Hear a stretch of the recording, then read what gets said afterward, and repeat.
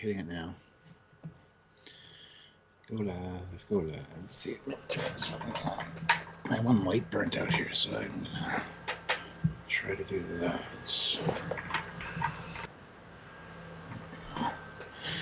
Hey guys, how's it going? We are live, as they say. If you're actually live there, if you're fudging with us, I wasn't sure when you actually pressed live there.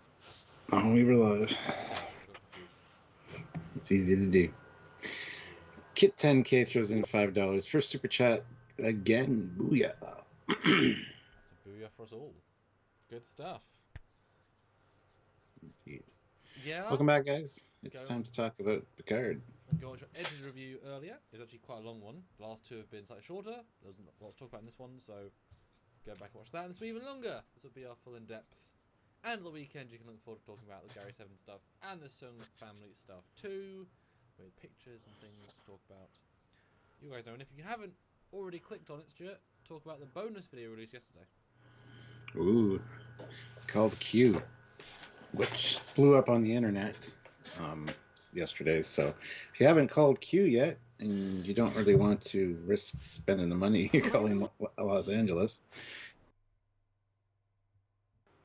check out our video on it, because it's a fun little Easter egg kind of thing. Yeah, we had no idea what was gonna. Oh, your audio's low. Apparently, mine's okay. You said I was fine, Stuart. I did, because it sounded fine to me. 1, 2. There you go. We upped it by an absolute ton. Fat Produce puts in $2 and says poop for some reason. Yeah, we had no idea. And Kit 10K throws in another $5 and says, Samuel, your volume is pretty low. Apparently, mine's okay. You said I was fine, Stuart. And just listen to the stream. It sounded fine to me. 1, 2. There you go. We upped it by an absolute ton. There you go. Now as past me said, I upped it. That's weird. But yes, go talk to Q. Or at least have him talk at you. It would have been great if they had a multiple chain thing, like the dentist or the doctor. They had, press 1 for X. That would have been kind of fun if it was like a whole meta game. But good enough. Good enough. But I will start showing. So we should get into this as soon as I get back. So see you in a minute. Okay. Guys, as you see, a few people have already super chatted, which is a great way to help us and support the channel. Also to get your comment read, because we do read them all on the air. So if you guys want to do that, please consider doing so. Also support the channel other ways by making sure you're subscribed. Click that join button. See if you want to join on a monthly basis. I'd like to get 2 new members during this live stream. So please click the join button and see how you can help us out. And hitting like is a great way to help us out. It's free. It's easy. I want to get up to at least 50 to start, which shouldn't be a problem at all. Also, there's links down below to Eagle Moss and Teespring, TeePublic, lots of cool stuff down there, Trekyards merch and other stuff as well. So if you're able to, please click those as well and check those out. You can also help us on a monthly basis by going to Patreon/Trekyards, or you can even send us a PayPal during the live to trekyards@hotmail.com. Just let us know in the regular chat that you sent that, and we will read your comment or question via the email from PayPal. So lots of ways to support us and to help us out, and also to kind of be a part of the conversation here with us. So we do love our community. You guys are fantastic, and we want to hear from you, and hear your thoughts on things. So if you're able to, please do. It's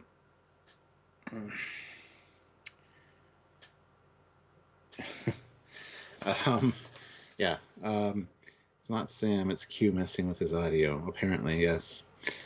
Anyhow, so yeah, we're going to be talking about Fly Me to the Moon today, which is episode 5 of season 2 of Picard. And there's some stuff to talk about for sure. So looking forward to this discussion, and hopefully you guys are as well. So yeah, please, by all means. Matt says Sam's audio is low. Still? No, it's not. Everybody says it's okay now, so. All right. Halfway through season 2 already. Going by very fast. Yes, this is true. Sean O'Sullivan throws in €2. Plot holes. It's too cute, easy, barely an inconvenience. And Captain Chili Bina throws in $2. Laris, not Laris, and Soji, not Soji seemed forced. Soji, not so much. Laris, yes. A lot of people said, well, maybe they didn't want to hire anybody new for it because of COVID, and so they just recast. the same act. Like, that's one of your main actresses. That's not how they do things, really. So, no.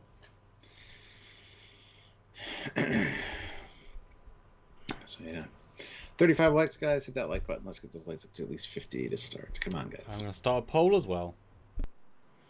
He's gonna start a poll as well, because that's how he works. But yeah, who else thought this cop could have been turned into a drone? Well, I thought the cop was definitely gonna get turned into a drone, but we'll talk about that when we get there. Yeah. Anyhow, so you guys already heard my spiel, but we'll have this poll up in a minute. We'll see what the poll is, and then we will have you guys go vote on it, because we want to hear your thoughts. You guys are important in these conversations, so please take part when you can and where you can. Anthony Foster throws in $5. Thank you so much, Anthony. Fell asleep during the episode, but Doctor has to be the new Borg Queen. Am I right? Doesn't have to be, but a lot of people speculated that since the beginning, and yes, it seems to be the way it's going to go. So we will see. We'll have to watch and see. And this is no April Fool's joke today, guys. We're not gonna. Well, we'd never do an April Fool's video anyway. Which is not that sort of channel. Never. No, we've never seen the point, you know. Kit 10K throws in $5. Oh yeah, the polls you put on Stuart's live last night were funny, Samuel. They were. I had no control over them. No, I didn't even know you could do the polls, because when he does his stuff, it kind of takes. It's a sort of different system on a phone. So I was like, can I? I could. Sweet. So anyway, the poll is, which of the 2024 episodes is your favorite? Episode 3, Landing and Losing Rios. Episode 4, Talking to Guinan. Episode 5, Renee Picard is the key. Spelt Renee wrong there. That's the male version of Renee. I don't care. But I know you don't. But I was just making sure that people know. So as long as I got Guinan, right? Because Guinan's also, you know, even more of a fake name than, you know. Yeah. But I'm interested to see what you guys think, because they're all very different episodes. But then, Stuart, what do you think of Season 2, Episode 5? And now that you've seen and discussed it more, because as you know, we now do our reviews on Thursday, after we just finished watching it. Whereas originally it was you did your first review on the Thursday, I heard your first reaction on Friday. You'd already had some thoughts that had developed. Now it's always first reaction, truly. So what do you think now, having thought about it, watched it more? I really enjoyed this one. It was a really fun episode. I wouldn't say it's the best of the 2024 episodes, but it's definitely close. It like I said, it quickly turned in. I expected George Clooney or Tom Cruise to walk around the corner any second, because at the end it kind of became like a Mission Impossible or a Ocean's 11 type of deal, where they're describing the security system while they're showing it. I kind of love that. Even the music felt that way. But I thought everything was great, except for the Laris thing. No real explanation there. A little bit of a mystery, though, because she does still have a Romulan pad and a Romulan display. But the Soong stuff was good. The inclusion of Soji to be Corey Soong was interesting. Obviously, the synths in the future are just modeled after her. And there's no problem with that, in my opinion. But it was fun. It was well paced. I got into it, and just as I was getting super excited, it ended. So they really snagged me for the next episode. So I'm really looking forward to seeing where it goes from here. So they did a really good job in this one, in my opinion. So that's kind of where I'm at with it. And I think all the writing was on point, and there's some real mystery with Q and stuff. So yeah, looking forward to seeing where it goes. They're making it interesting for sure. How about you? I've said this with especially the recent Discovery ones. When you watch it for the second time, your expectations are completely changed. You know, you hope to see great Gary Seven stuff. You hope to see lots of Q. You hope, all these hopes, and when they're not, when they're not realized, you think what you think at the end of them. But in the second viewing, you know what's going to happen. You can just enjoy and embrace the limited scope they're giving you. So I enjoyed it more as a second watch, and I enjoyed it perfectly fine the first time. But because, again, like I said, the expectations were completely changed, be able to appreciate the small things more so the second time round, knowing, this definitely does have the pandemic feel a bit to it in terms of limited filming. But because they have John and Brent deliver such solid performances. Almost that scene in the diner is almost the best scene in the entire episode in terms of acting. They really like sell a lot of dialogue very intently. That's like very, very watchable content. So good for them for doing that. No, for me, this is easily the third best. It easily beats the other 2024 stuff, mostly because of the momentum of actual story. Even so much as they free Rios in like in essence the first like 5 minutes, then move on. Like it's very much that was just honestly feel like padding now in a sense. It was there just for political commentary. Like we had to make episodes 3 and 4 political commentary. Now we can move past it, and it's all the better for moving past it because they didn't do a particularly amazing job. They did an okay job, but it kind of bogged down all the story.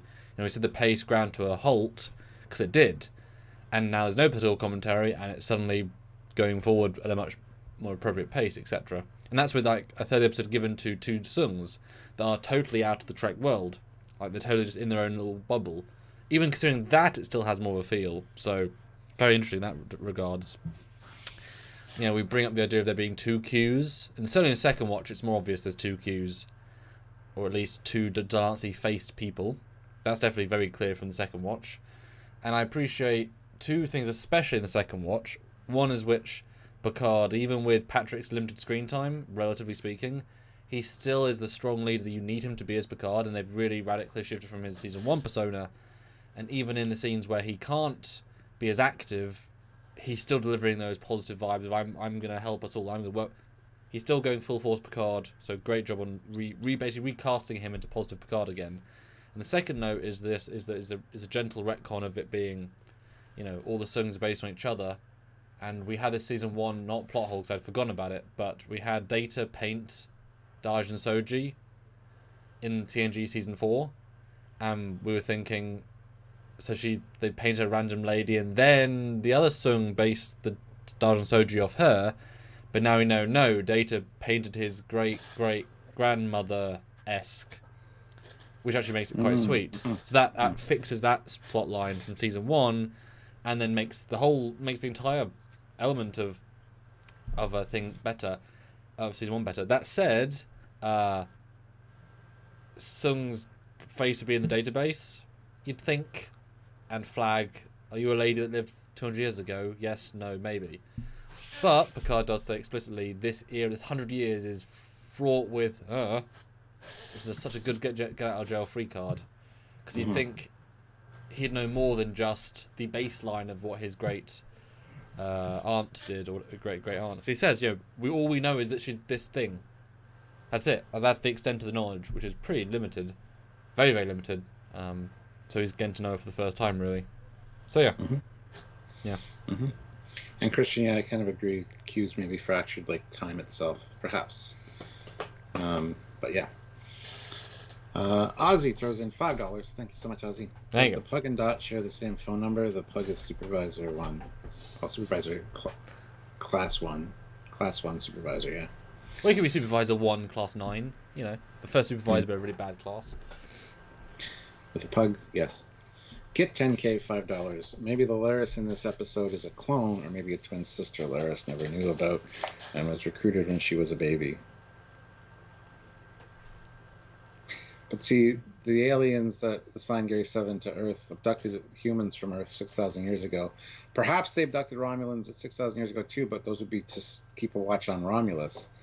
They wouldn't alter her to make her and send her to Earth. They'd send humans to Earth, because that's the whole point of the Gary 7 thing, so they can blend in. So yeah, no. She's a product of 6,000 years of breeding on an alien planet with alien atmosphere, and then sent to Earth. Yeah. Although, boy, not the best American accent.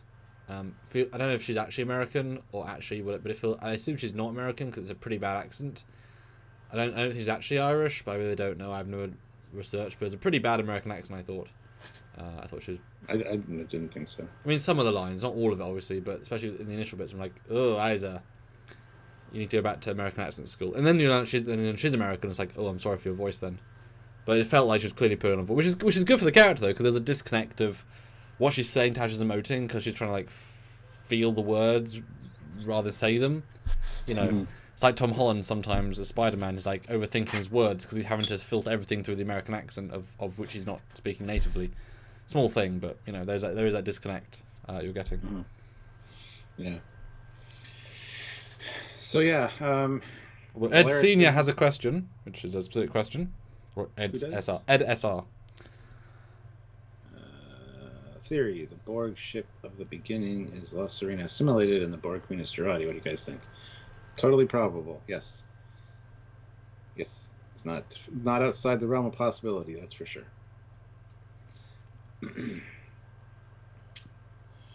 But yeah.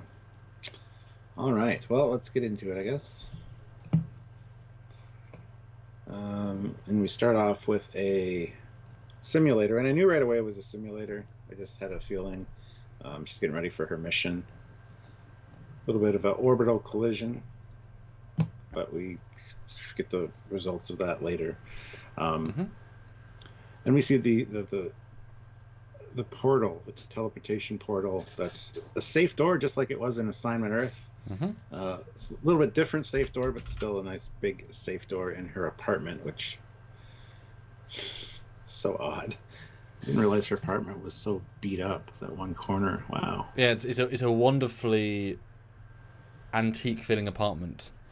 Yeah. I mean, if she's been here for 24 years, those safes are probably quite hard to install, so she's probably been here since the even early 2000s, and then maybe Gary 9 passed over some of his stuff or whatever. But I like how integrated everything feels. It gives it a unique feel. And also, I think we all wish they'd had a close-up of some kind. They were certainly saying, "Oh, we're gonna put in the safe. We're not gonna show it." And it's like, okay, I guess we're not confident in that so much. And it's the only thing we get that is Gary 7 tech. It means the mandatory thing, but we don't get any computer. I mean, there's visibly no computer here, or even space for a computer, and there's no square. Hopefully we'll get that, or cube, I mean. But there's obviously a disconnect. This is now an alternate reality, so this isn't the Gary 7 people, because time has changed, and she's using Romulan tech, so there's double whammy of, hopefully it will make sense by the end, but now this is a different universe, basically. This is all the things are different, so they can play whatever cards they want, but at least they have the thing they should have had. The cynical optimist throws in 2 pounds. What if Renee is assimilated and she is the queen? No, she's clearly not the queen, though. The queen's a different alien species. You can tell by the... No, you meant the future queen. Oh. I somehow doubt that. I doubt that very much, actually. There could always be a causality loop, which they often have, where cues that, Renee then goes into the present. Because if that's all they know about Renee, then she could easily have died or lost somewhere else. I'm not going to rule out. That could be interesting. Bill Barkley, wasn't that Eleanor running from the prison bus? No. It was for one shot. Yeah, but it wasn't him. Raffi was seeing him, which made somebody on my live last night think that he used his Romulan mysticism to put his Katra in Raffi's body, and that's why she's seeing him now. Which I'd buy, but hey. I would not buy. That's not a thing the Romans can do, we assume, because they're different. We assume, but he was also trained by the Kawat Malat, by the nuns, so I predicted he's in a meditative state healing his body, but that could be another way that he's letting his body heal while he's inside Raffi, which... He's so dead. Because the time is getting reset, it doesn't matter. They'd kill him. I just felt sorry for the actor. It's like, all right, Eleanor actor, we want you back for episode 5. Oh, fantastic! Yeah. Okay, you're gonna be in a one shot. We're gonna drive you down. It's 2 hours from your hotel, and you're gonna wait on set. So you're gonna do 2 hours of makeup. You're gonna wait on set for 2 hours. You're gonna film your scene, and you're gonna wait for us to leave. So it's a full day of acting for one shot. And the guy's like, okay, how many lines do I have? We'll see you at 9. And it's like all that work and time for the smallest of because it's not as if they could have filmed that without anything else. I just feel sorry for the guy. They don't have time to make one very minor thing happen. That's all I saw when I saw that shot. But that's obviously way in the future. Yeah. Sean O'Sullivan, €2. Orla Brady is Irish. Clues in the name. I mean, names don't really mean much though, because people migrate to America, and then there's 2 generations of them living there. So you could marry someone of another ethnicity and take their name. Yeah. I mean, it's really not a good thing at all. But I think she's a good choice for this. She doesn't, obviously, the non-Irish, she doesn't feel too dissimilar to Laris, but Laris is also a non-defined Laris is defined by the cheekiness of being an Irish Romulan. So it's similar performance, just without stripped away. I think she was probably more trusting than I'd assumed. That's why it kind of felt more into lockstep with the Laris character. But I liked her delivery of it. Does that make sense? Like, it wasn't too different, but it needed to be that different. So I liked the comfortability of it. One thing that took me by surprise is that she didn't know what a Q was. Yes. I would assume that they'd be, educated a little bit on alien species that might, but it just could be they never ran into one, or this is like the alternate timeline thing. So, who knows? But I assume the Q are quite selective on where they say hi to in any real way. But it's interesting. Some very, very, very advanced species. But it's good. I like that. There's a disconnect. This isn't our version of reality. People never met Kirk. This is really like, and she even says, I don't like time travel. It's such like but we're all going to stay calm. We're just going to try and deal with it. We're going to learn from each other. They don't want to have any sort of plot twists to slow down the pace. It's all relatively straightforward, but it keeps everything moving to the next story beat efficiently. And I quite like their dialogues here. They don't linger too much. Well, they do invent a gun for her, which turns... it's kind of like Soren's gun almost a little bit with the action of it, but... It was slightly wrong than I feel as well. Yeah, we find out her name is Talon, Tallinn. Let's see, where is it here? Rock says the Picard are French despite several generations in England. Exactly, yeah. Exactly. Well, she has an English accent, so... Then we get the continuation of this simulator collision, and it cuts back again. So it's very quick cuts here. She just goes on to say she doesn't like time travelers, and then cuts back to the simulation again, and boom, you're dead. Yeah. And she gets a little bit frustrated. Yeah. But then, yes, the reveal. But the reveal we all knew coming. Yes, Renee Picard, because spoilers in the subtitles. Although none of us would have guessed, because why the hell would we have guessed it was a Picard? So they kind of ruined that a little bit with subtitles. But yes, Renee Picard, who, if they'd made... It feels like they obviously mentioned her in the first episode, but it's such a side note. Yeah. I wish they made more of a thing of her. Like maybe shown a painting in his office or something. I know there's a lack of knowledge of her, that's the whole point of this as well. But it's so freaking important, but it doesn't feel as if it connects episode 1 in an emotional way. Oh my, yes, I have this one relative who none of us known about. It's like, okay, great, cool, good for you. Oh, meeting her, shit. It should feel more, Maybe it's because we haven't really met this actress yet. We haven't really got to know her as a character. There's just kind of an empty shell of a character. Maybe the connect will come. So I'm assuming Picard and Picard are going to meet, and that'll be a good scene, you'd like to think. Especially as, Renee's the namesake, or the inspiration for the Renee that he knows that died. I knew Renee for many parts. I think Renee was the brother's son, wasn't it?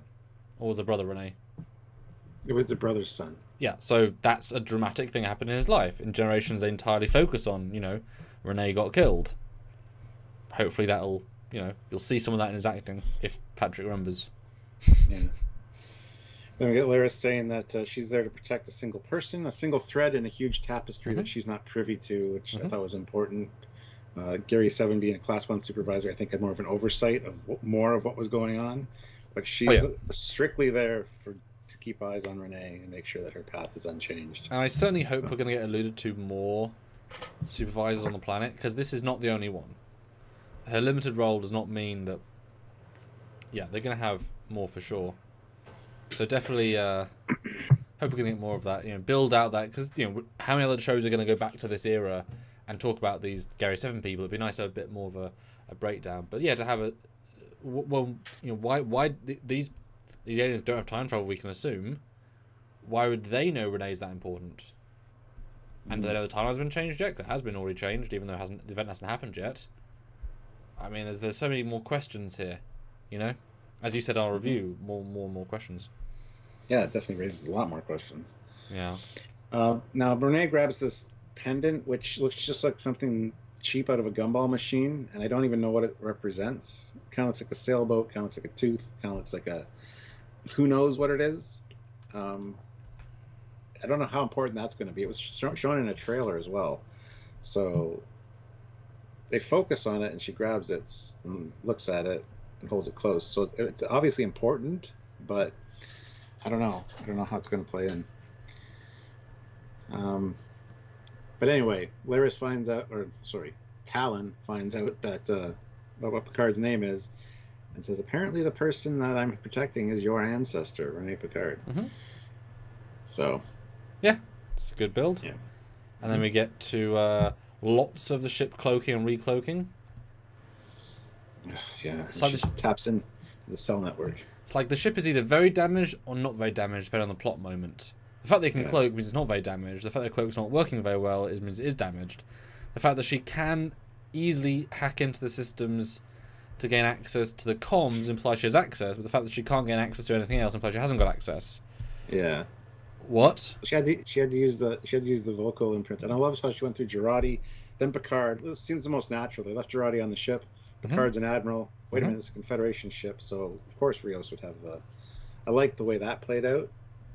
But yeah, this shows the importance of not only vocal recognition but also biometrics when you're trying to set up security. Just got to say that. It also reminds me of my fan films where the computer is a free character. And so in reality, you can just look down your shuttle, read shields at 10%. You don't need to talk to the computer and create another step. But like, she wouldn't need to use the access codes. She's already hacking into the system. She should already be able to hack into it to unlock it. She wouldn't need to tell the computer to make access if she's already in the system. So, bit of a disconnect there. But it's a fun little moment, and it's good to see the acting difference. And I like that there are voices. She's getting more centered because now she has just noise in her brain. Would have been nice if they'd played a few like commercials or something, like a bit more of a gimmicky version. Hear 5,000 voices and you just cut to maybe the song that Cochrane listened to. That'd be a nice touch. Ubi Dooby, whatever it was called. Simon Uphill throws in €5. Hey guys, is the supervisor looking like Laris and having Romulan tech that hints at Laris? All just part of Q's trial for Picard. Oh, could be the case. It's the most confusing part about all this for me so far. So, yeah. Simon, that's fantastic. And considering that Sarge Doji is now the face of the other one, so if you're going to put chess pieces into place to make Picard learn lessons, then giving them all the faces of people you care about is wow, yeah. We know the universe got changed in a way that doesn't make sense, so this being a fully, Q credit universe, and then that would make a lot of sense. Wow. So it does not make sense that Q is manually changing time by talking to people slowly over weeks. It doesn't make sense. It really doesn't. So that's fantastic. And so we'll get to the point where, especially, real Elnor died, but so if he has to shoot Laris or some dramatic stuff with everyone else's, that sounds cool. Iamisi throws in $10. Hey, good to see you. Episode was fine. Some good parts. I missed the pacing of the first few episodes, though. I think this had very snappy pace. This was the shortest episode, I think, at like 42 minutes or something. 45, I think, yeah. Yeah, well, with credits, though. But yeah, I think it was paced fine. I love how speedy things are going along. A problem doesn't stay a problem for very long in this show, which I like. They don't drag it out. It just benefits from a better story this week. Yeah. Captain Chili Beana, $2. Why Girardi's sleeping in dilapidated house and not the ship? Because the ship is still cold, one would presume. Or she just doesn't want to be around the Borg Queen because she literally walked away from the Borg Queen after making that deal with her. That's probably the main reason, just so she'd get her out of her head. Yeah, it's tricky to know how long is passing because we're seeing both night and daytime depending on what part of the world we're on. Yeah, and the next scene, they're like trying to get free Rios, and they're like, maybe we should stop the bus and have Girardi beam him out. And I'm like, she's sleeping. Girardi should be paying attention. That is true. That would be an awkward moment, wouldn't it? Girardi, I'm not even at the ship. What? Where are you? It's 6 a.m. It's 4 p.m. for us. Well, shut up. Yeah, but when are you gonna sleep? Yeah. I mean, the ship should be fine heat-wise. It's insulated. It shouldn't be hard, and then she just get a phaser and heat up a bit of metal. I mean, you know, a French day, you think it'd be colder than inside of a spaceship that you can, but whatever. It didn't even play that much into fact this week, but at least they, you know, kept it going. But yeah, Borg Queen is doing good as ever. She phones the police, speaks in French, and yeah, is cheekily thrilled at prank calling the police. You know, yeah, cool, all for it. Yeah. And then you get Seven trying to use time. Don't affect the timeline with Raph, and Raph is like, "Are you serious?" And it's like, "Yes, we're serious, but this is an alternate timeline, so it doesn't matter." But it was kind of weird for Seven though. It's kind of outside of how Seven normally would be. Yeah, well, she's getting further out of her style because of the human emotions. Although she's really sidelined this week. They kind of both are, but Seven has almost no presence this week. But I do appreciate how quick this escape is. At least it's very, very pacey and out of it. I love the EMP shutdown of the bus. Like that's brilliant. Very logical. Kit 10K throws in $10. Thank you, Kit. Captain's log, stardate 412022.2. While it does not separate, just finished the 3D file for Captain Foley's 1/1000 scale TOS USS Enterprise NXC 2174, a model that separates will take much. Yeah, don't worry about separating, but thank you, Kit. Very nice. Yeah, the escape's very efficient. I like it. There's no bullshit. There's only two guys with guns. It's taken out very easily, so... It's weird there's no police escort, but they want it to be quick and easy. I kind of felt sorry for the police people. They're just doing their job and they're getting... I was kind of expecting the people in the bus to kind of beat them badly. It's kind of the tone of last week, so I'm glad they just kind of left without causing more physical harm. But then when Rios then congratulates the guy for beating him up, it's like, that's not... He does the double chop like Kirk did. But don't congratulate a kid for beating up law enforcement. That's not okay. Don't make that a good nice moment for the audience. You know, just you got free. And then, timeline change, and these people aren't meant to be free. You don't know that. I do know that. There wasn't space people that was freeing them in the original timeline. Maybe the bus got in a crash and drove off the road, and they all escaped anyway. Oh, well... You don't know. It's meant to be. I don't know. George Mangrum, $2. Agnes now prefers 39.1 degrees Celsius. Not yet. Not yet. That's funny. Yeah, here, this is where Picard remembers, Talon says she's a supervisor, and he's like, supervisor? Oh, yeah, the Enterprise cross path with a supervisor. Kirk's Enterprise. 7. Yeah.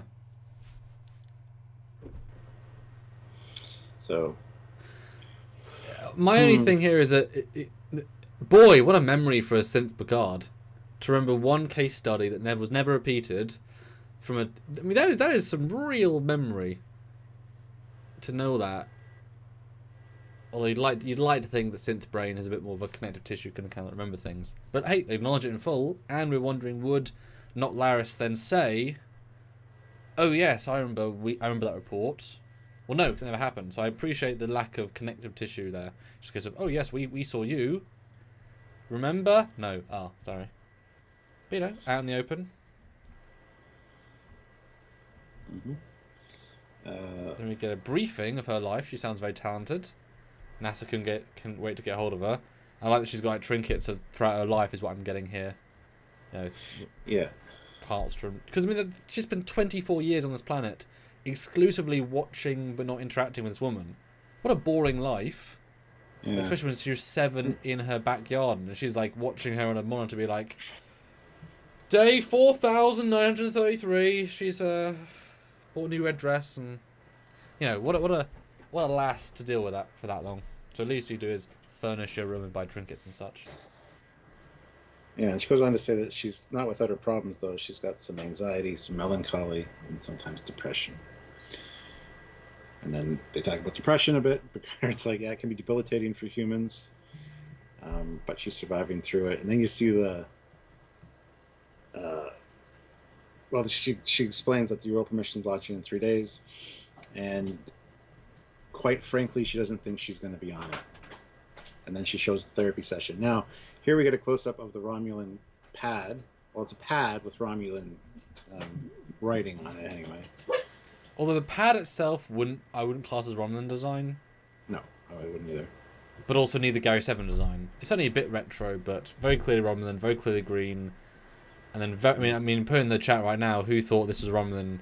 Like, first reaction, who thought Romulan? Because it's pretty blatant. I don't know how you can. I don't know how you can make it more Romulan. I'm gonna be honest. And even the whole viewer that you see the therapy session on is that's what I mean. Like, what would you make it more Romulan? The only thing to make it is fully green, but they aren't always bright greens. So, yeah, pretty blatant. Austria Dave, thank you. Puts in €5. Remember, Rene Picard travels in space. Picards have always bad luck in space. And worst enemies, Borg, evil admirals, and Troy's mom. The worst. But I also asked a poll, so I want to do another one here. I asked, which of the 2024 episodes was your favourite? The winner is episode 3, Landing and Losing Rios, 46%. This one wins second at 39%, and Tom DeGuyon 15%. So that is I think that is yeah. No need to say much more. No. But here she's expressing doubts to her therapist, and Picard's like, "Hey, this is private? Is it?" Anyway, and start feeling about her gut feeling and just having some fear. But it sounds like the therapist he says maybe you're not ready, and Picard's like, "Wait a minute, he's talking her out of this. Can you change this so I can see who the therapist is?" And when we first saw the pan across the back of the guy's head, I thought it was Brent for a second as her therapist. But then, of course, we find out it is Q. Well, no, it's not just Q. That's Q! Well, that looks like the mischievous Q that Picard knows almost. It doesn't feel like the other Q that we see. But hey. Yeah, that's just me. I don't know about you, but I instantly could tell by the accent. Sigmund Freud Q. I instantly got where they were going with that anyway. Kind of waiting, would this be a reveal later on? And then pacing wise, they go straight in. But what an odd thing to do? Ooh, what?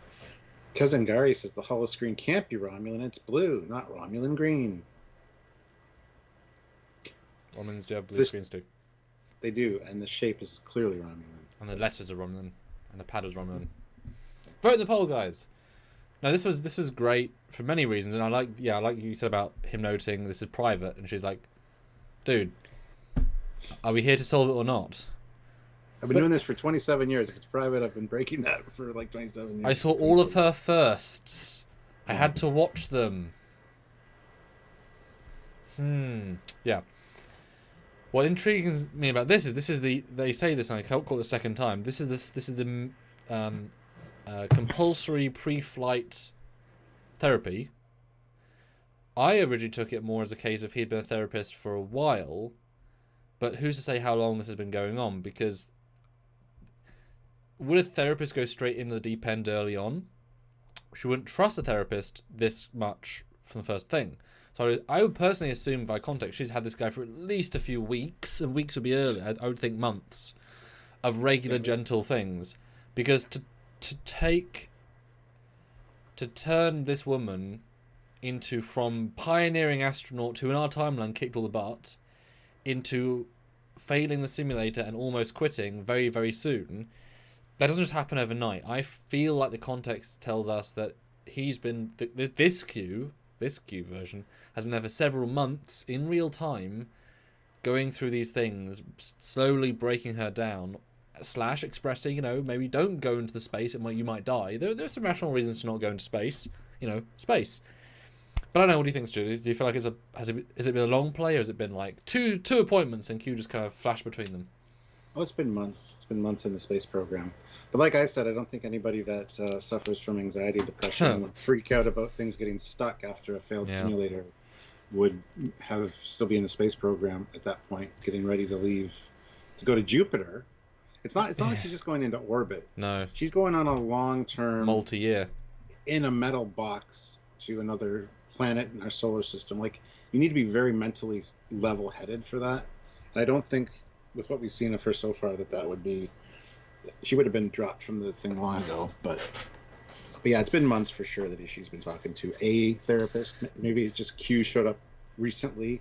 And she sees her therapist she's had for months. I don't know. Do you think they're going to say at any point in the next episode about the Europa mission using the Khan-style cryogenic stasis field boxes?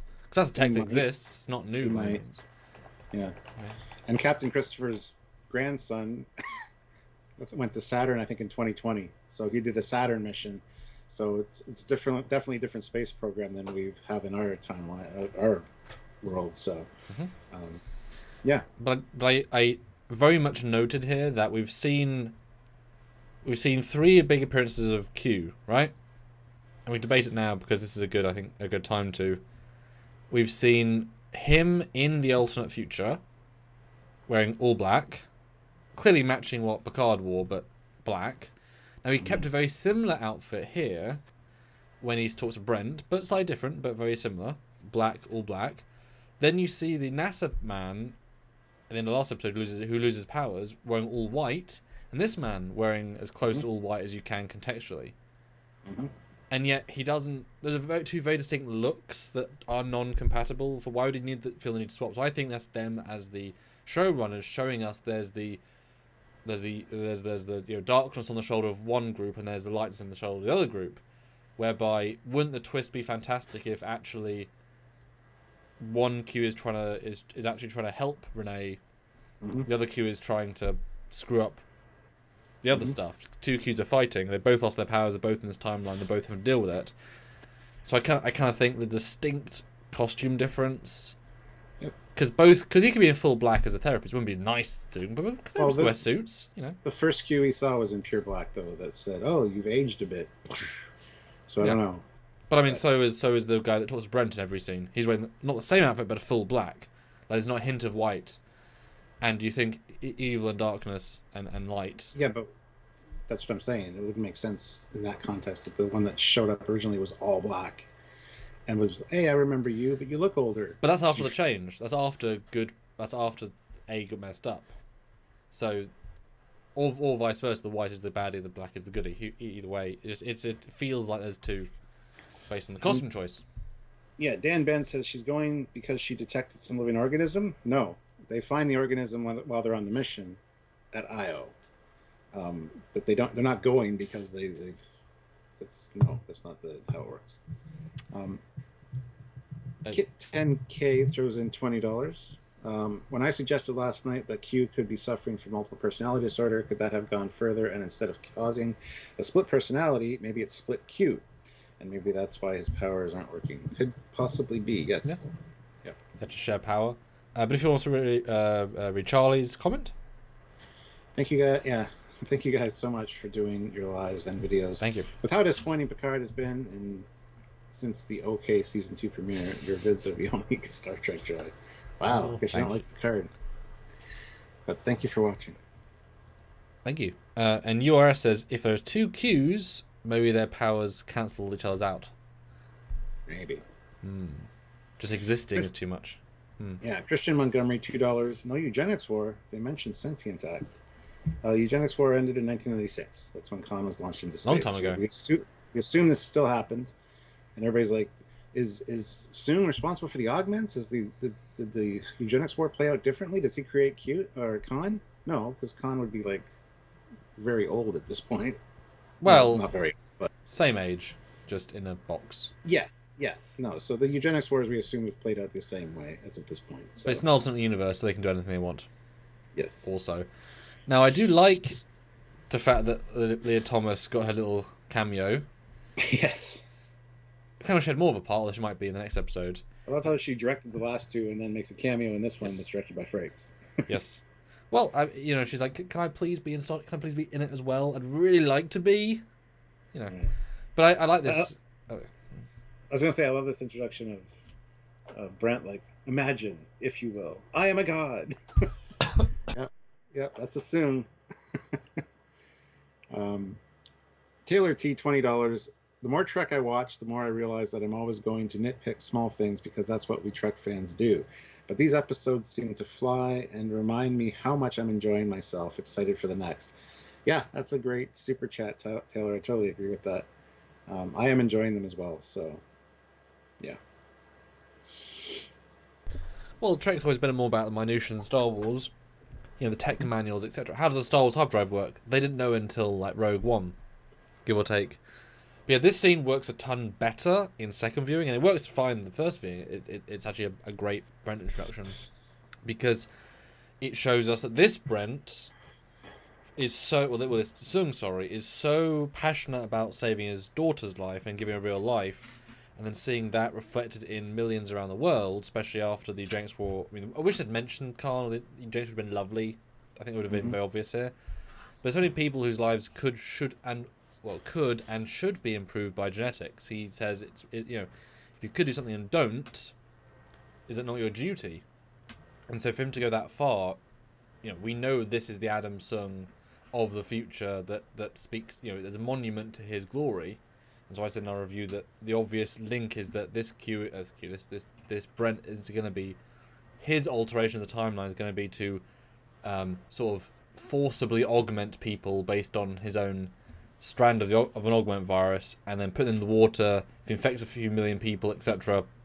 Q gives him the ability to improve people. Once you improve people, like with Khan, higher arrogance, higher intellect, higher whatever, and just that brings about the dystopian future. Nothing to do with Renee in a sense. Just take away one aspect of positivity, you add in the darkness of the extra arrogance, and boom, you create what we see. That would be very logical to me, and from his perspective, he's just trying to help people. It's very, very logical, and I like his, not crazy, just driven. Well, what he says here is quite interesting, because it's hinting at the Confederation timeline. He says, "Imagine, if you will, I am a god. As I look down at humanity, I see them at a crossroads. Will they evolve towards enlightenment, or will there be a divergence into darkness?" Oh, didn't even... Wow. Yeah. But people also pointing out... in with Corey. And people also pointing out he's absolutely old enough to have worked with Khan. That was 30 years ago. Khan was raised as a genetically altered. He was a baby genetically altered. I don't know if he's that old. No, but worked with... We're saying that he could have worked with him in the 1990s. Yeah, that's what I mean. Like, worked with him. I mean, he's in his... Well, we assume he's in his 70s, because if he's going to be, Brent's age.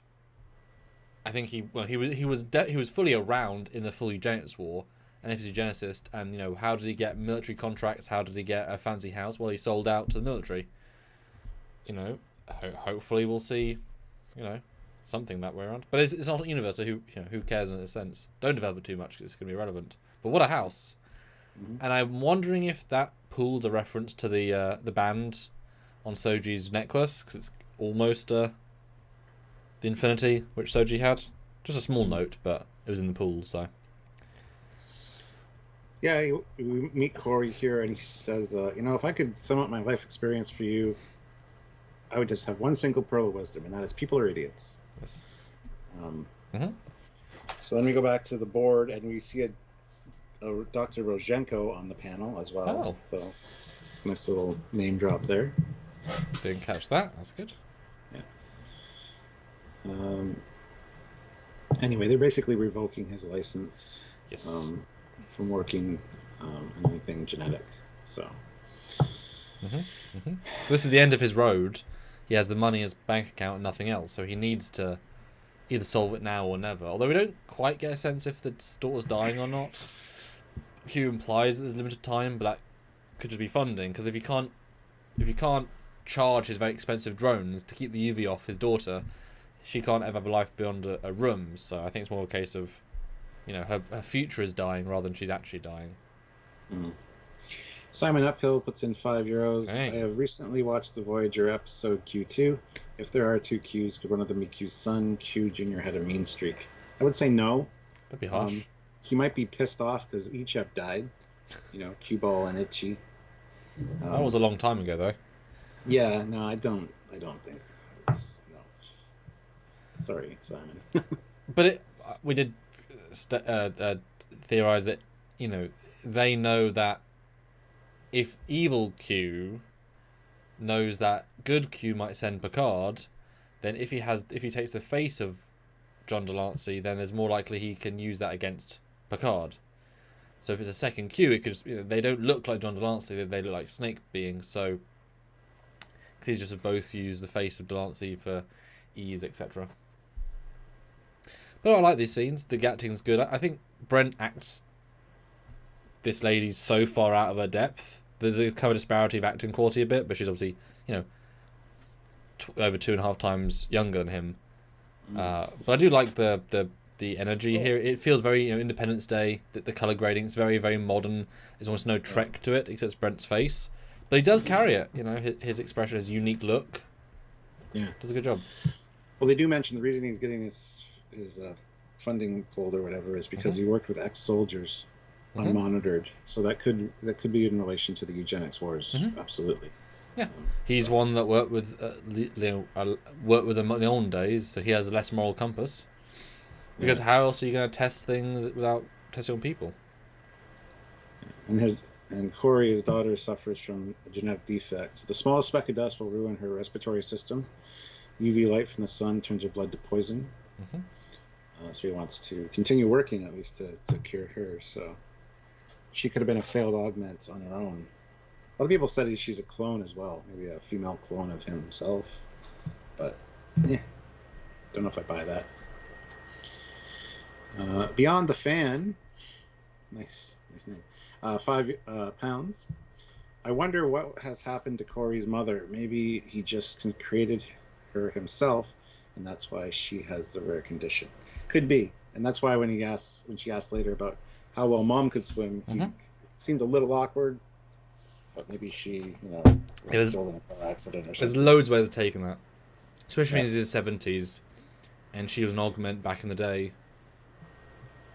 I mean, there's so many ways you could take that, and the fact that not Soji's in her 20s, you assume, that means he was in his 50s when he had her. Was like that.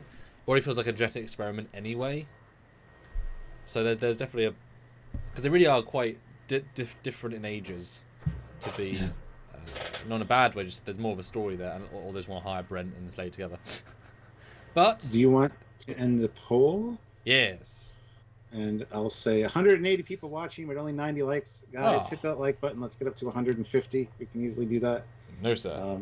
I still want 2 new members, so if you guys want to click that join button and see what the options are, we'd really appreciate that. Yes. And keep the super chats coming. You guys are doing awesome. Definitely generating some good conversation here, so thank you so much. I asked in the poll with 108 votes, did you catch, or think the Romulan tech was what they were using? 54% didn't notice. Interesting. And we also find out there's like a 98% chance that she's gonna die. On the computer screen, it's like, Yep. Pretty much. But then he gets the white rabbit. And it's especially bad. The white rabbit. I can help. It's especially bad if he's been working on it for literally years. I mean, to have that little success is must be heartbreaking, And yes, white rabbit for sure. Check your 3D printer. Yeah, I can help. Check your 3D printer. I love the 3D printer too. It's one of the metal ones. I was gonna say, yeah, very fancy. Which we thought it was kind of a. When we showed this in the one trailer, we thought it could have been the IDIC symbol, because really, the way they designed it, it definitely could be. Q, and then you got the phone number, which everybody called. So.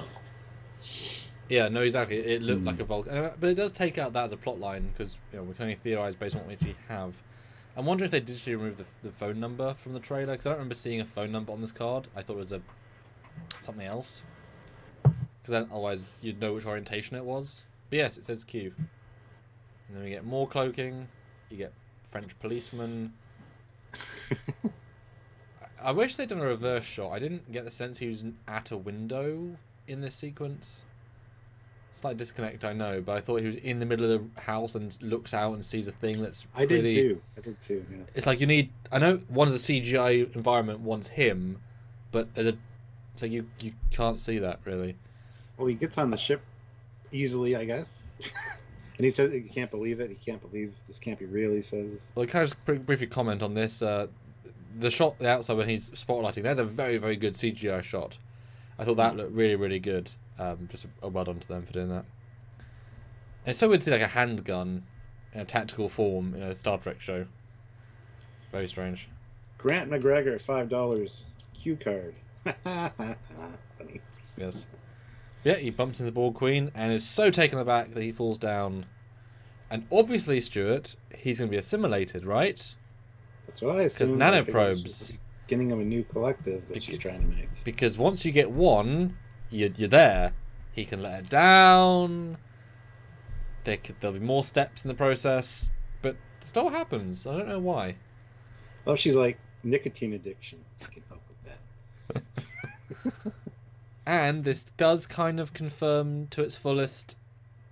I mean, we already saw some stuff move out of her body, but that is just the tentacle from episode 1. Like, but it has a scorpion like stinger on the end of it. Yeah. It's very organic, so it's pretty cool. But it's the same tech, clearly, so that is, yeah. That is a Confederation Universe Borg Queen. It feels like, Prime. This does not feel like tech a Borg would use ever.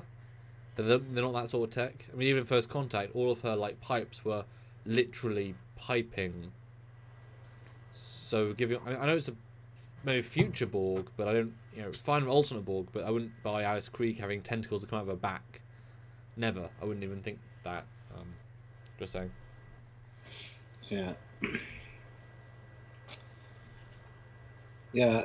Fun will now commence. I thought he was going to get assimilated too. It seems like the and in fairness, logical thing. He still may have been assimilated because Jurati, who's also being assimilated, gave him the bill of health. And I would like that to be revealed, that he goes back to a police and he assimilates all of them. That would be... I don't want to see him again. I don't need it. I like that she repaired his organs and took his spleen out. Poor guy's going to wake up without a spleen and no memory.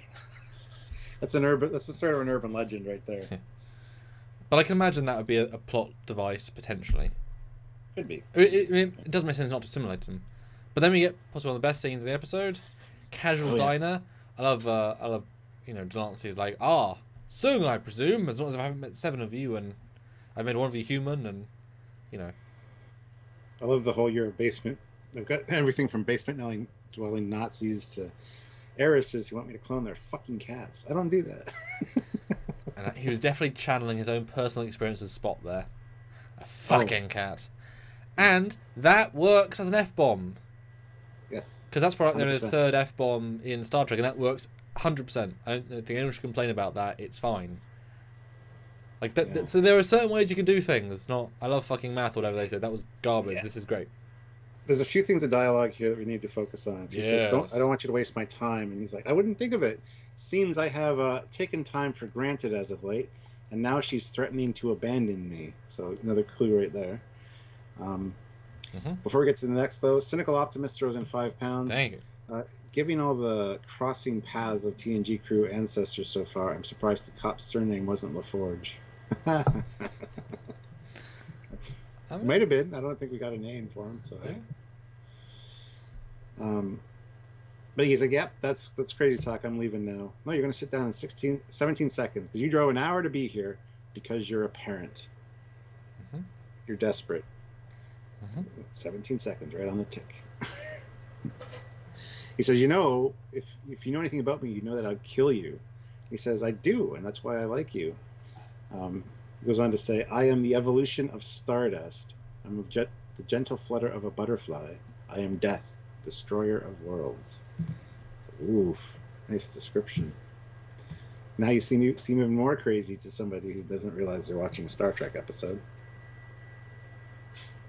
Don't know how I'd feel about that, hearing that from somebody. But hey. Well, I liked his description. Felt like a nice logical thing. Yeah. There's no. If he knows the universe is going to be reset, and this is a game he wants Picard to win, then anything he says is entirely irrelevant beyond his own personal monologue. These are chessboard pieces that are completely who cares? I mean, he might be a knight, the Sung, but so I like his honesty here, and he clearly feels vulnerable, and all the scenes with this Delancey feel vulnerable. And there's a nice chemistry here, actually. It's unlike him, because if he's also now human at this point, he has also had to travel to this diner. He also had to pick a diner. He also had to... There's steps involved. And as you can see, like I said, wearing full black. And not the exact same uniforms as the other guy, but a present-day equivalent. But he gives him the vial, and he says, you know what? Here, go analyze this. If you like what you see, get in touch with me, and maybe you can help me with something in the future. Kind of very gangster-like. I do you a favor. Sometime in the future, I'll be needing a favor from you. So. But very clear, very transparent. Mm-hmm. So I like that, and it's, you know, I'm the devil. Deal with me if you want to solve your problem, and then I will want your firstborn. I mean, didn't you that? Well, it seems like later that he wants him to take out Rene Picard for him. But that But doesn't make sense in any way. So it's a geneticist, not a it murderer. does though. It does though, especially with the segue to the next line, like right away. If Q's all powerful, why doesn't he snap his fingers and make the ship disappear? Or Renee herself? And Picard's like, I don't know. But he tried. Like, he did try snapping it, you know, last episode, and didn't work. So, hey, who knows? But he also sent Picard with a flash back in time, or back into the universe to stop himself. Yeah. So it doesn't make sense. And, you know, he could just shoot her. He could just, you know, he could do many things. He, you know, could turn the air off in the space capsule. You know, there are smarter ways than just talk to her, etc. Billy Gressick throws in $5 and says, "Look, Captain Foley, it's Billy with the tungsten Star Trek ring." Oh, he commented on my one post on Twitter today. This is my first live. Wanted to say hi and support with more than a like. Sent a super chat. Oh, thank you. Makes a super thanks. Makes a big difference. Literally $5 makes a difference. Every 5 mounts up. So do the likes. Hit the like button, guys. We're still not at 150 yet. It's true, but no, it's I like Picard's ambiguity here. Both the show and the man. This is what we're asking. Q has god powers. This is not a Q strategy. Mm-hmm. Therefore, there's a depth here that we don't know yet, which we'll build into. But it doesn't make sense. It doesn't work. Why would Q want to change time, and he can just change time? Because all this stems from where Q first came from.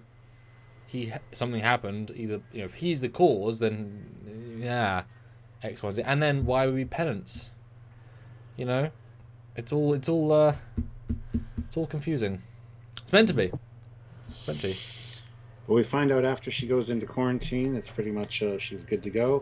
Mm-hmm. But they have to keep her from changing her mind for 15 hours. Picard's like, "Do you have any sedatives?" Because we can't do that. She has to go to a gala tonight. A gala? He counters being lots of donors, lots of press. So we'll go. We'll monitor her state of mind and isolate her, and maybe my crew can help. And he puts the power pack thing back into his comm badge.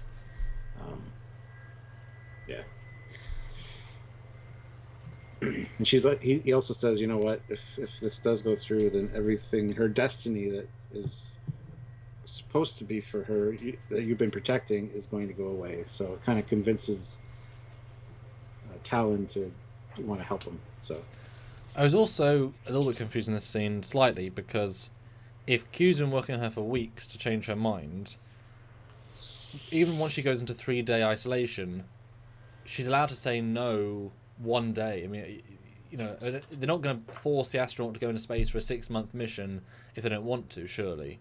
So, if the catalyst to change her mind hasn't already happened, why would they think the party's where the final catalyst is going to happen? I saw a slight disconnect. They're trying to get to her to stop something they don't know happening, but it's already been happening for a long time. She's already pretty much saying no. Well, as she said, once they go into quarantine, it's pretty much a go for the mission, and she'll be fine. But can't she just say no? To protect her for the next 15 minutes. Can't she for the next 15 hours. But can't she say, I don't want to do the mission anymore? Or is she not allowed to when they're at the 3-day mark? I think she's not allowed to at that point. So you're going to take an astronaut that doesn't want to do it? That's dangerous. It's all dangerous, it's space, but... You know what I mean? I wish there was a slight something that was missing there in the example. It's like, what could still happen? You know, what could still... You know, is a donor going to come to say, how do you feel about this? In which case they should take her out of the party. Yeah, small thing, just, you know, I'm intrigued to see where they take it, because there's always questions left with this, you know? Grant McGregor throws in $2. Yes, the season trailer shows bored cops at 123. I am going to go back to that. It makes too much sense. You can't really ignore that. Yeah, I wouldn't be surprised if, you know, the other cops find him in his car, and all of a sudden you see a tubular like shoot out and start infecting them. Yeah. I mean, that's the Queen isn't stupid. You got green lasers, yeah. Tyrion says, Cool. how long would a Jupiter mission take? What if she's on a mission to go to in World War III erupts? Well, World War III is in like 2 years when it starts, and it doesn't get nuclear for many, many years after that. So, yeah. Mission to Jupiter would probably be, I'd assume, a year or so. There and back, maybe? I don't know. Wait, you assume? Or you assume?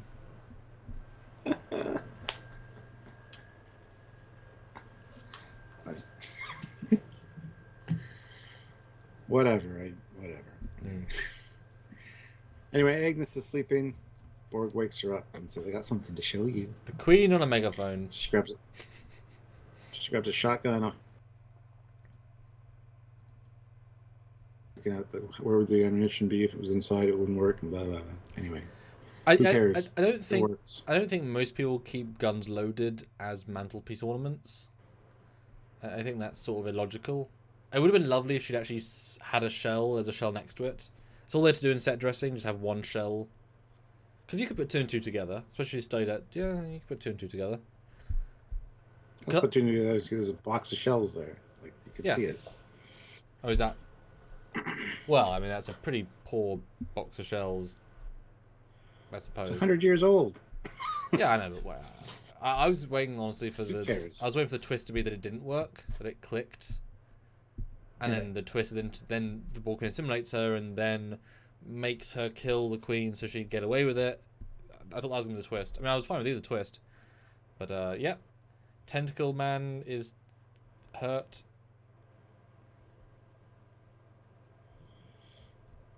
Yeah. What a stupid looking tentacle. In a good way, but like that's weird.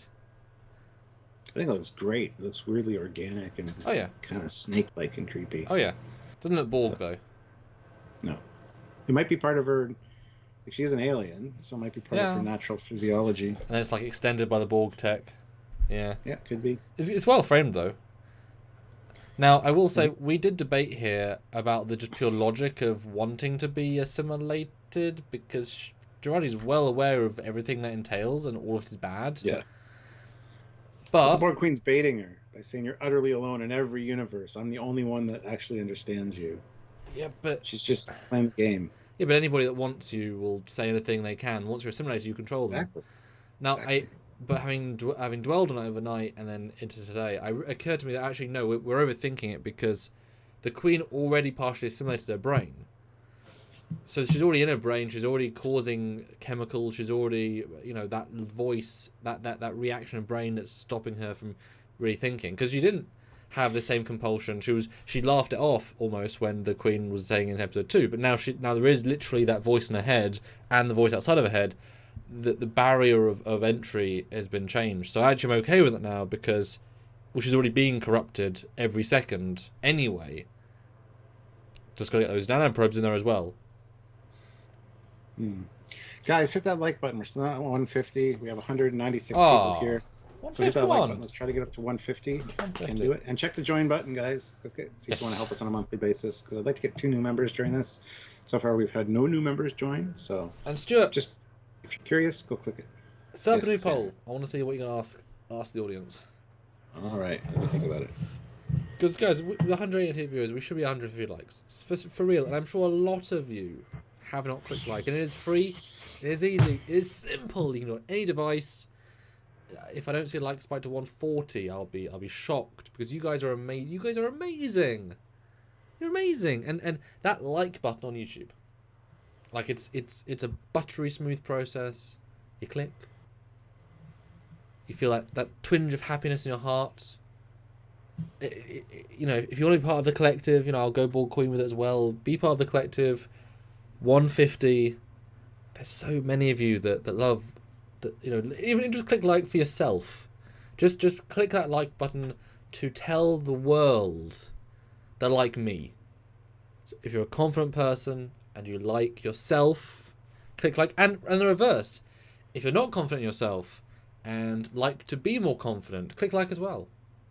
And conversely, again, if you have no feelings about it, you want to like the video because you want to help us, click like. See, there's no reason not to click like. And this is my full amount of stalling, so I think I did quite a good job there. So I'll continue now as much as I could do. 150. But it's a good little scene, and put in the chat right now, who thought she was going to shoot the gun? Because I think it's a good moment for all of us to see Borg Queen getting blown apart by a shotgun. Genuine surprise, I think. Could have gone either way. Although obviously she could have slid to the side and missed, so it wasn't a foregone she hit the Queen. But definitely. Well, when she fired it, I thought, oh shit, she just killed somebody else. She killed up her police officer. Well, she's a murderer again. Well, it's like a joke to you. There's definitely going to be the ball bearings will have hit him as well. The spray pattern, so she's not close to the Queen. Spray pattern shotgun's pretty big. Like, he's being hit. Depends. What kind of if it's a buckshot, is it a bird shot, is it a slug? Well, if it's a slug, nothing's going to hit him. Yeah, but what's the chance of that? If it's okay, yes, it's a random chance, I guess, but you know, Stuart, I got you on 50. Sweet. Kit 10K throws in $20. Don't think things would go quite as well for Girardi if she sees the organic-looking tentacle and she hears a hissing behind the Queen. She sees an assimilated xenomorph Queen behind. Damn, my mind's screwy today. LOL. Yeah, I was getting Xenomorph vibes for sure. Jess Harvey, $5. Hi, Jess. When she shot, I thought she was putting the French guy out of his misery, stopping him from being assimilated. I did too. Yeah. Also possible. But there is a certainness of she can just murder now that makes it feel like, oh yeah, she was murdered. But then Seven and Raffi also murdered some people from Confederation Timeline, so everyone's murdered here except Picard. And Elnor bloody killed several people. I don't think Rios has killed... Yeah, I think Rios has not killed anybody, but Rios and Picard. So all the women, Stuart. None of the men have killed people, apart from Elnor. But yes, back to 100% effective, Stuart. It works. It's done. My daughter's saved. Holy shit. And he is pissed because he didn't do it himself. So, and I like that nuance of like, this mother effer. Yep. Yeah. And then I love, what's in it? Food coloring. Why is that necessary? Just to make it blue? Like, why even say that? Water and a genetic stabilizer. Why add food coloring? For fuck's sake, I thought that was so stupid. Stuart, he's lying because he doesn't know how it works. It's true. He was given something that works. He doesn't know what's in it properly. It's magic. She's asking, so he's just saying stuff. He's absolutely bullshitting. Everything he says here is a bullshit. Now, this is a great shot of the drones. I'll tell you what, your idea is better, but I thought it was Tholian because it fucking looks Tholian. But it's not Tholian. Yeah. And this is the thing the trailer used against us. Tholians, there's a specific shot where they come at you and think, oh, it's Tholian ships, as if Tholians are going to attack 2024. But throw us your idea because it's so good. Well, the shielding grid, the force field, looks very similar to the one that's around Earth later. Mm-hmm. And if he actually does go, we see the statue of Adam Soong holding the globe, and Adam Soong be that he's augmented humans to be, and that's why the Confederation exists. They're more aggressive or something, but it's also protecting them because the global security net or the global UV light block thing. I don't know. They seem similar in design and color. The color is very identical. I think that's done deliberately. So, hey, what do I know? Yeah, I don't know anything. Super, super close. And, I mean, it seems a bit laughable. This is tech in 2024. Given this is the non-altered timelines, this is almost our reality. This is unreasonable tech. Drones are fine, but to have energy shield between them is completely illogical. But he worked with the military on ex-soldiers. It could be top-secret military tech. Who knows? They launched Khan into space in 1996. They have technology that's advanced, more advanced, so but who knows? Don't think the Botany Bay had shields. You would think Khan, who would give his own. No, but it had cryostasis tubes. Energy shields, bit more advanced than cryo. Okay. Yeah, this would be fine. Yeah, well, Green Goblin, that was a bit of advanced tech for 2003 when that thing came out, but it was also fantasy. So they're a bit too much for me. I don't know how you would change it to have it not be as dynamic, but I do think, like you said, it's purely a visual connection of, yes, the world has now been affected by this disease, or X, Y, and Z, and it's clearly a visual connection. Although, well, it's not a time universe. Cynical Optimist says, didn't Malcolm Reed invent force fields in the Prime timeline, though? He invented shields. He invented defensive shieldings for incoming weapons fire. These are protect fucking from UV.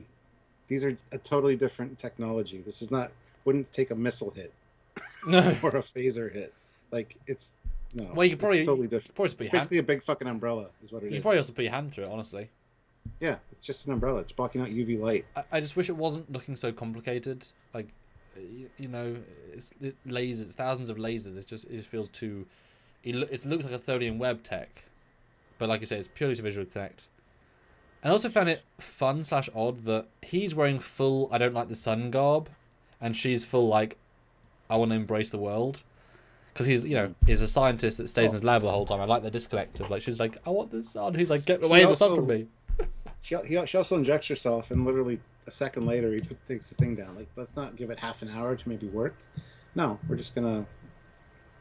Anyway, he could have got that in his readings and said 100% effective. He would knew how long it was going to take, but still. Oh, I just realized there's obviously no drones. You can see when I change a clip that they've just darkened the. You can see the mask line around them where it's been slightly darkened. That's hilarious. I am easy. And somebody says just use an umbrella. No, because it actually goes all around. Because they said even environmental, like pollutants, like the dust getting in your lungs. It's a force field, just very thin force field. Yeah. Yeah. I am Misi throws in $10. Rick and Morty Tech. Yeah. Yeah. Tim Theo $5. What is the point of the time agents and temporal shielding if they can all be erased by events like we see in Picard? If the original timeline that they've evolved from didn't happen, then they never existed. Well, it did happen. It's just in a separate oomph. Yeah, they've just been it's hard fully to split explain, and we don't even understand it. So yeah, they've messed around with the time travel rules. But this is not the universe where that happened. There was never any time cops. They never evolved. If they were, they'd have stopped it. If there would be, this is not. Remember, they went back in time as Picard, but peculiarly shifted them to a different universe. They died in our universe, and he moved them into a body of evil Picard, erased their brains, so they moved to a different universe, and then went back in time. So, yeah, it's not a time travel show. It's an alternate universe show. Picard's wrong about being in the same timeline because it's not. It just isn't. He's wrong. First, I wouldn't have included that because. Yeah. Otherwise, it's just yes, Enterprise, which is still exciting. But yeah, I do like his little drone control thing on his phone, though. Yeah. Yeah, but I do like this scene, though. I like the gentleness of it. And I really, really, really like his reaction of let's just take a breath and enjoy this. Because he knows the funding's gone. I mean, we're going to get evicted next week. We're going to live in a bit shitty apartment. Like, he's like, enjoy it today. Yeah, let's just take the win. I like that. It's really sweet, actually. And that's a sort of slow down pace that is really appreciated. And lets these two actors just act and play along and have a bit of fun. No, it's nice. Yeah. But then he goes sideways very quickly. Within, like, you assume, like, half an hour at most. Yeah. But yeah, I mean, she looks in pretty bad shape at the end. Her eyes are all, like, red and blah. Yeah, that's a good CGI effect as well. To map onto her face, that is gruesome. Yeah, and her leg. You can see it going down her legs as well. Real bad. I love the recall of the drones, though. That's quick. It's like... Well, yeah, I mean, she could die any second. And just recover from that as well. Poison your veins, etc. I was just also wondering, and someone else mentioned this in one of the videos, that she could have swam at any moment. Why didn't she ever... Like, she could still go outside. I guess maybe the water's toxic. Well, the air is toxic. They just but talk about that. The speck of dust. But the Tholian thing protects her. That's what I'm saying. She could and did walk outside. So she could have swam. I get maybe they can't filter the water enough. Maybe something in the water. It could just be literally environmental, like. Because is it worth like I said, the shields? Yeah, the shields probably aren't. Probably all this stuff in the water. Yeah, because is it worth cleaning the water out just so she can swim for a bit? I mean, you'd think yes, if all she wants to do is swim, but it's an odd line to say she's never done that before, and she could just walk outside and do it in their pool that they own. But we cut back to rather effective. Actually, I thought this was really rather good. This is hilarious. It's not my blood. Okay, does that make it better or worse? It's a classic line. It's a classic line. I love the reactions. That was great. And obviously, that's why she wears white. It's important. Yeah. I think I killed her only way home. Like, oh, shit. Which is great, because you don't know if she's going to come back. And so this is genuinely a life-changing moment. This was nice. This added a good sense of tension. It's good acting all around. This is good stuff. She's doing so much better than season 1. We said that last week. Just fundamentally a better character in every single discernible way, despite being very similar. Just better.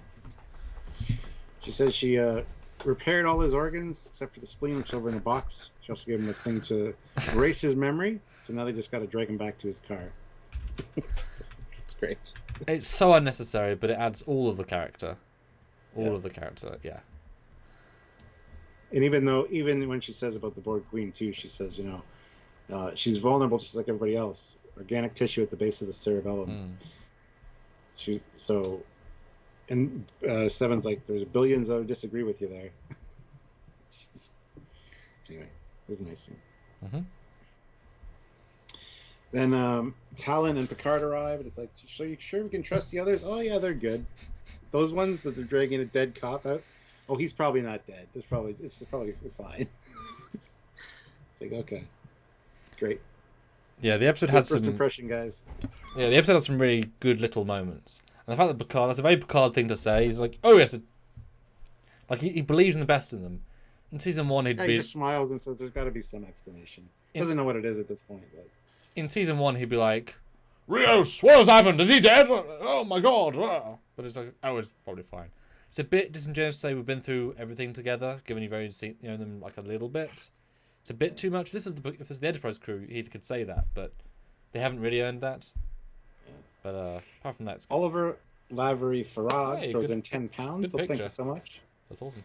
Anything is possible with time travel because it's all Jeremy Baramy, baby. I will meet you in the dots of the eye, which is Tuesday and sometimes never. But also forever. That's a good reference.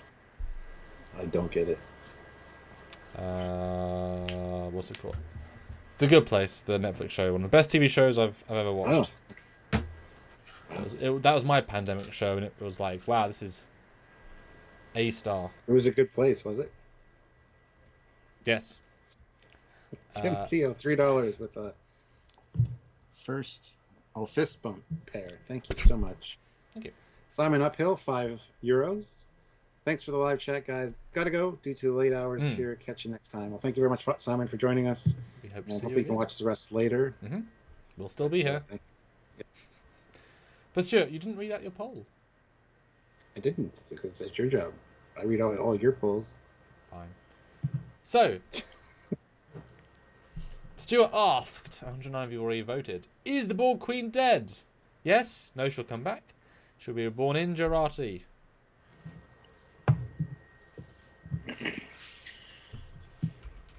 I don't know. I had to come with something on the spot. That's all I could do, considering where we were in the review. 109 votes so far. Do you want me to close it? No, wait a few minutes. Then get to another great scene where now Q has driven out the hour to meet him. And again, great energy here. Super different vibe. And I hope Delancey enjoyed this, knowing the context of the story. Because he's... like, what does he say? These lines are so important. What does he say here? Yeah, well, Soong asked if this has an actual cure, not just a temporary one. Because if you do, I'm a hostage to you, sir. And this is great. We're all hostages to what we love. The only way to truly be free is to love nothing. But how meaningless would that be? Well, let's deconstruct that for a second. I have what she needs.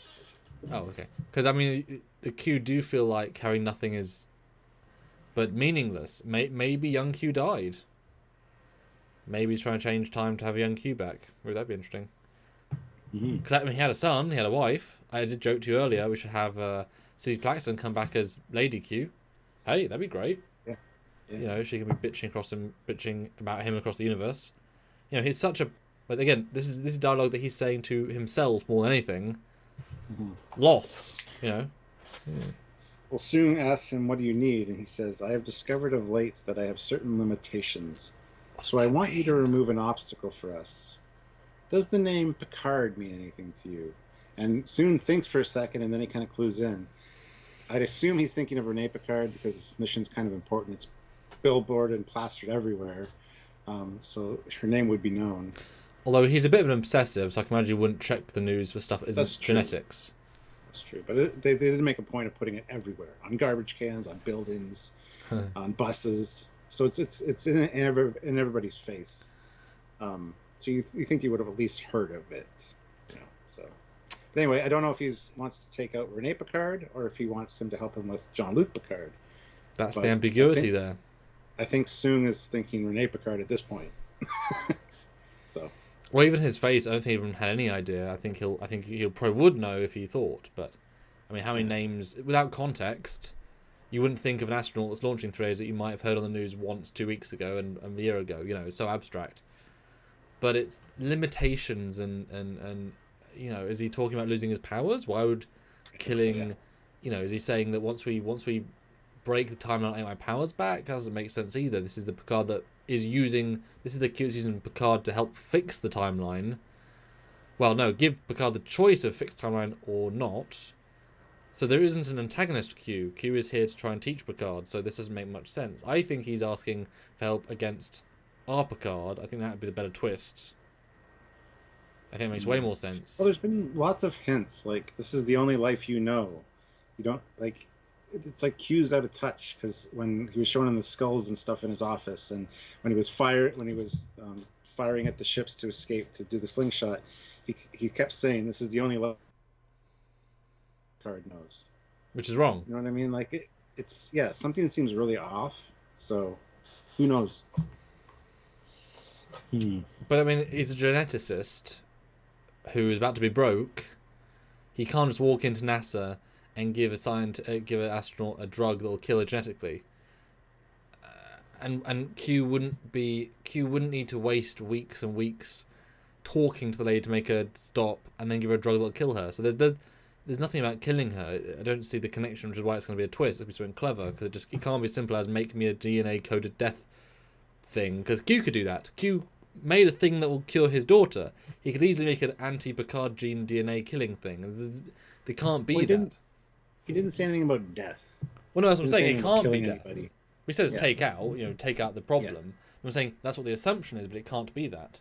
I'm kind of assuming that he might assume. I'm kind of assuming that he needs to use Brent's face as a way to, make Picard think twice, or maybe make him, kind of like world comparison, kind of like the guy in Into Darkness who bombed Starfleet Command to save his daughter. Maybe he's gonna say you need to attempt to kill Picard with an empty gun, and he'll hesitate because he'll see, he knows he can't kill Soong. There'll never be a Data. Data was his best friend ever. Maybe there's a sense of, although this is the alternate universe, it doesn't matter either way, but yeah, it's a good ambiguity, because it can't be what you think it is. What the hell else can it be? Mm-hmm. It's interesting.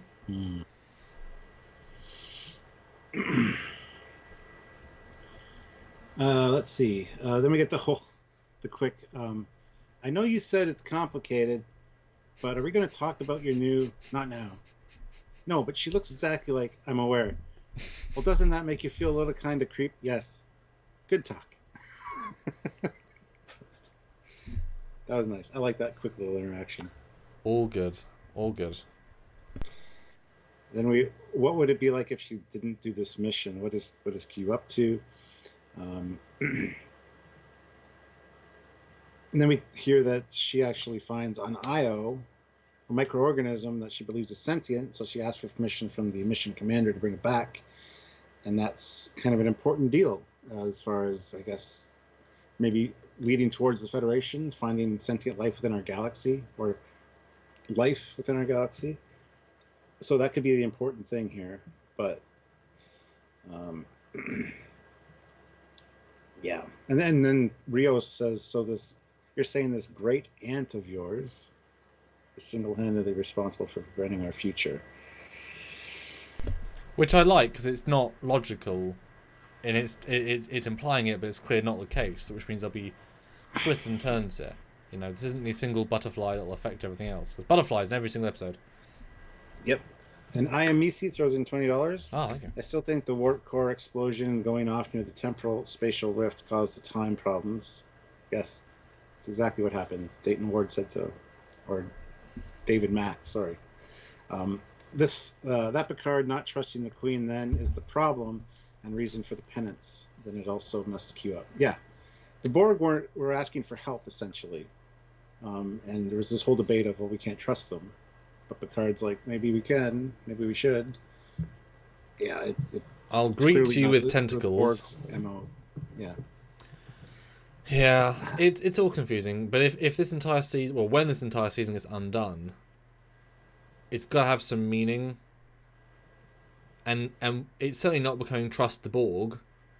That's not where this is going. The Borg Queen is actually trying to, there's going to be Borg cops. They're going to shoot at them. Tries going to be a Borg Queen. We're not getting to I'll trust you. So if they were going to go that way, they failed miserably. And all we've else done is just show how bad 2024 is to some people, and less effectively than what the future tense did. So, or the one DS9. So it's like, well, not sure what the point is exactly, unless it's a Confederation universe Borg ship, which then brings a new scourge of the Borg into Star Trek Stargazer season 1, etc., which would be interesting at least. It's all one big setup for a new Borg threat from another universe. Would be interesting. Yeah. But against their timeline rules, because they has to be erased according to their logic. Yeah. Zango 76 says, did they ever sweep that chimney? Okay. When they first talk about the estate, they say that the family moved to Britain. They don't come back for some time, but there is someone maintaining the property in their absence. Like coming to maintain the property. Not necessarily clean up, but I would assume keep fire hazards in working order. So yes, they do make a point of saying there is somebody that's taking care of the place while it's abandoned. And he was an honourable guy. He didn't steal the shotgun to sell it. I mean, a Second World War antique shotgun is worth a few bucks. Well, it's either a member of the Picard family or somebody they trust to take care of the place, so it's fine. Right? Yeah, no. Why would you keep it tidy? A chateau no one lives in tidy. But I do like this entire scene with all of them together. Although I find the lighting very obnoxious. Everyone loves their orange and green. It's always those pairs. It's a massively overused trope, and it's obnoxious because it's totally not light coming from outside. That's supposed to be a fire, and then night light, like moonlight coming in. But it doesn't look very good. No, it should have been dark and orange. Would have been much better. So it looks like an EQ photo shoot cover. With like how blatant the lighting is. So that I thought they did a bad job on, but the dialogue's all good. I like the. But this is where it becomes Ocean's 11, or Picard 6, I guess. They have to get into this gala. There's facial recognition. There's a whole bunch of stuff. There's a huge mistake on Renee's ID thing on this computer screen, by the way. Let's see if I can find it here. But yeah, because it says her date of birth is July 1st, 1996 at the top, and on her actual passport it says her date of birth is November 22nd, 1996. So, whoops. Huh. But anyway. But then once they're in the party, that's not the hard part. The supervisor says, or Talon says, she can use her technology to get one of them through, no problem. But once they're in, then the facial recognition software kicks in, and unless their IDs are uploaded into the database, it's going to catch them.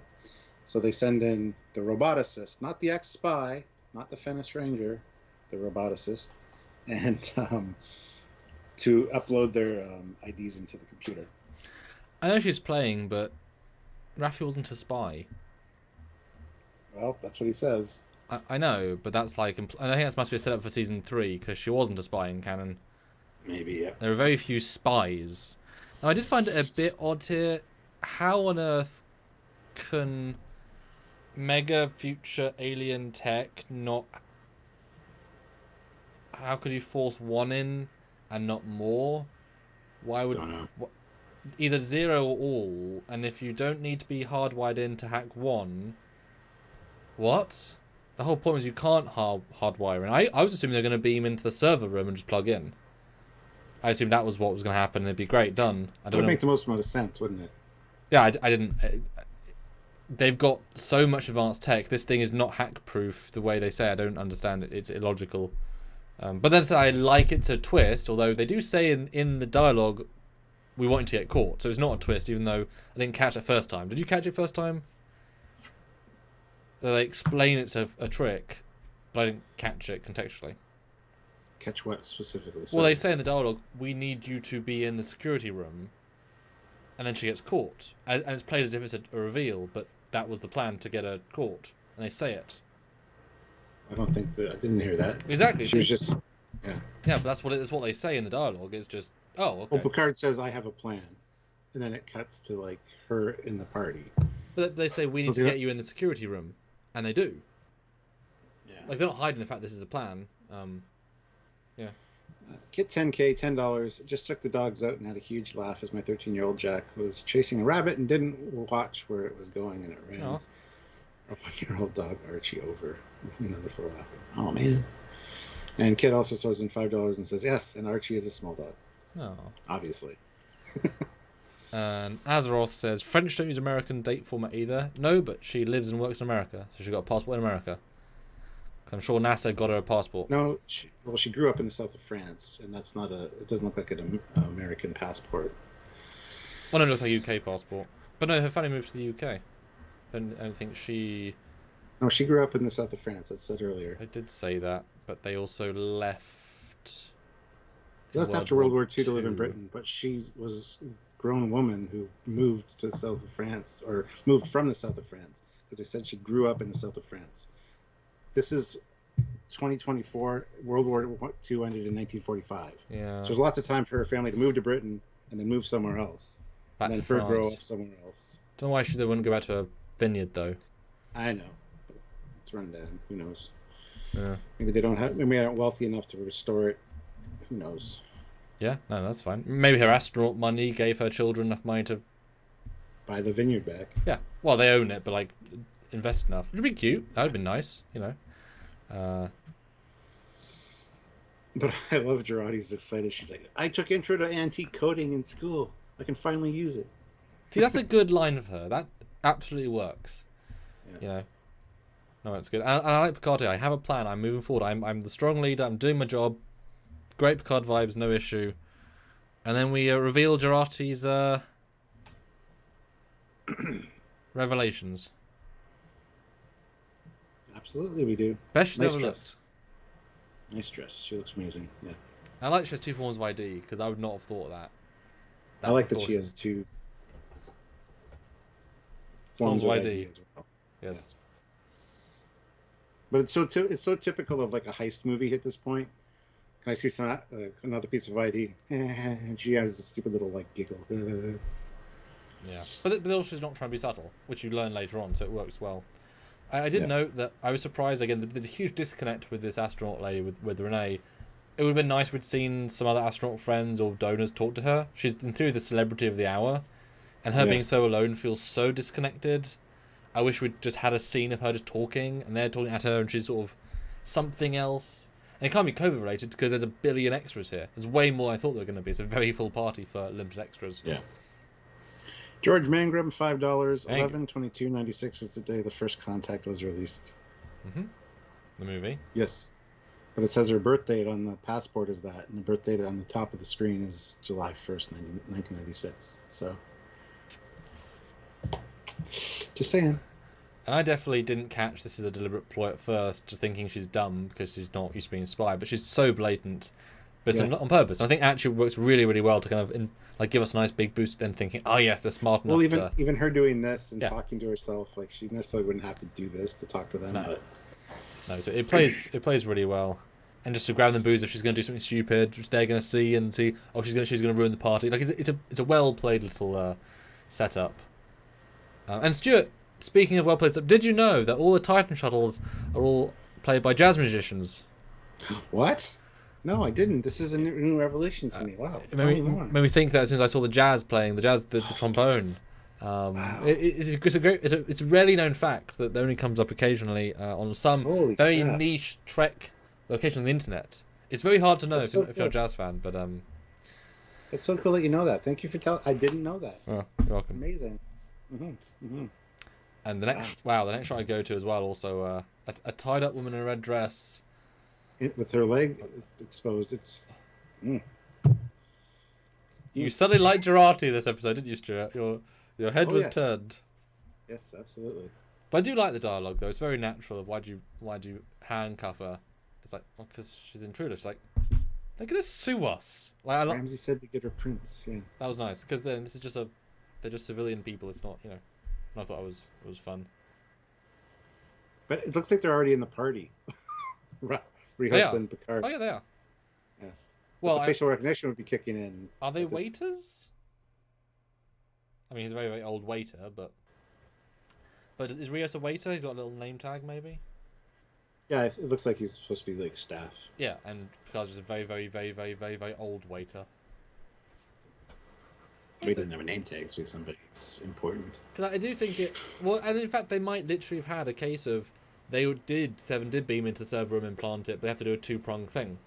There's different, because it makes sense. There's security be on a separate network, and everything else would be. So I could see it being. But yeah, they're already in the party, which is definitely a bit of a weird one, but yeah, it's all gonna be fine, Stuart. We're gonna get through this plot. I thought, wow, we've got a minute left. Are they gonna solve this entire problem? No. You're gonna cliffhanger, maybe. What's gonna happen? And then we suddenly hard cut back. Oh. Mm-hmm. Oh my, she did shoot him. And it's a bit gruesome. Good for them. But don't let the Borg Queen touch you. That's just. Or get close. Unless she did it on purpose, because I think she realized that this is their only way back. I think this may be her way of maybe ensuring that they can still do the time warp thing. So you're saying we should do the time warp again? Yes. Okay, let's do it again. So you asked 31 minutes ago, is the Borg Queen dead? 60% say she'll be reborn in Jurati. 32% no, she will come back. And yes, 8%.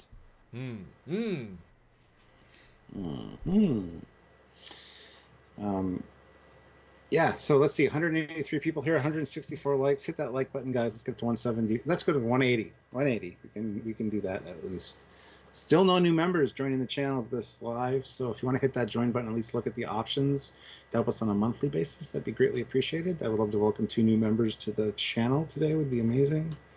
So, same.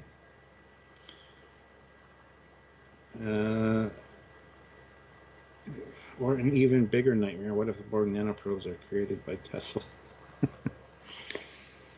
Can't they just remote hack it from the ship? No. Well, the ship's been having problems with communications and transporters occasionally, so it's not even mentioned. Not even mentioned as an option. But if they can't, if it's very difficult even to communicate across the world. Well, they said it's air gapped. It's not connected to the network. Yes. Future tech, they should maybe be able to do it, but hey. Yeah, wirelessly. Yeah. But no, this is. I definitely think this is not intentional. I think Jurati is just. The Borg Queen says, "I'm in your brain now. We've got a connection." She's just making that. Jurati's basically frozen. That's more the case. And grabs her first, moves away, grabs her again, gets close. I don't know how I feel about tubules out of the very clearly woman's fingernails. Because I also know that she has like fingerless gloves. It would have been nice just to have a classic. I feel like this. I get the subtlety, but if you're going to assimilate her, she knows she's being assimilated. Just do the classic. I don't know. What do you think of having fingernail tubules? Oh, and she's also got the tentacle things, so it's like a new version anyway. And it's not the prime version of the Borg Queen. It's the Confederate alternate timeline one. I don't have a problem with it. I kind of like it actually. I think they may have done them once before. Now I'm thinking about it. Maybe. Maybe. Not that I can remember, anyway. I think once someone did it. But it's it's pretty. I was waiting to see if they would remember tubules existed. Yeah. But at least yes, she's nanoprobed. Her head goes real green, which doesn't quite seem logical to the thing, but whatever.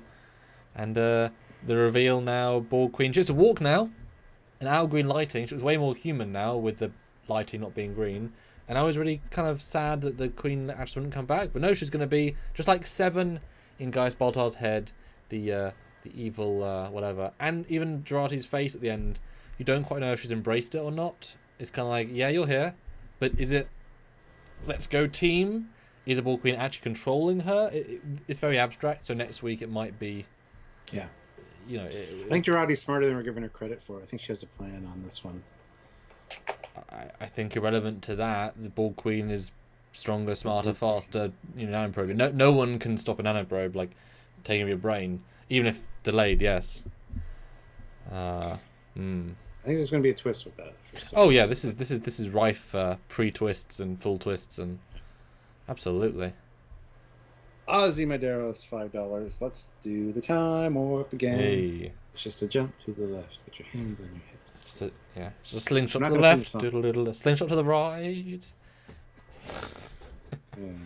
That's the end of the episode, which it had me like expecting more, and it's like, it's like done. It's like, oh, what the hell?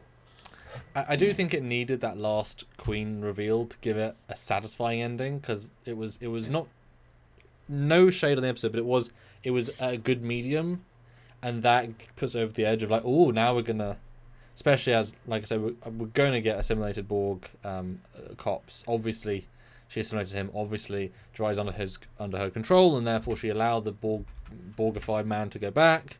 That's all very logical. Kick 10K, but then $5. Ooh. If Janeway could hack Chrono Works with her tricorder, then why can't Picard or someone with his crew?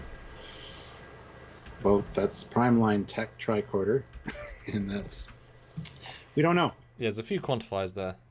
Mm-hmm. But it is odd to think NASA is more secure than billionaire who invented technology using 26th century tech. Although he could successfully stop it as well. But okay, guys, now we're at the end of the live. Vote in the poll. But I very much want to know your scores. Yes. So Super Chat's final scores. I'd love to know the $65. That would get us to a nice number. We're kind of getting there, but 65 for sure. Stuart, do you want to try and go for those 25 more likes? Get to the 200? Sure. Yep. You heard him. 25 more likes. 25 and $60 if we can. Put in your scores. Super Chat scores Stuart will read, and you can put a little comment down. Non-Super Chat scores. I really want to know what you think score-wise, because I don't know what I'm going to say until you say it. So Stuart, final thoughts, and has your opinion changed having fully reviewed it, as we tend to go through it more so? I remember last week you said you liked it differently than when you first watched it, because we discussed so much of it. Yes. How's this fare in comparison? Same thing. Different, a little bit different feel from your first watch. So, Grant McGregor, $5. Give the Queen a Hawaiian shirt and call her Harvey. All right.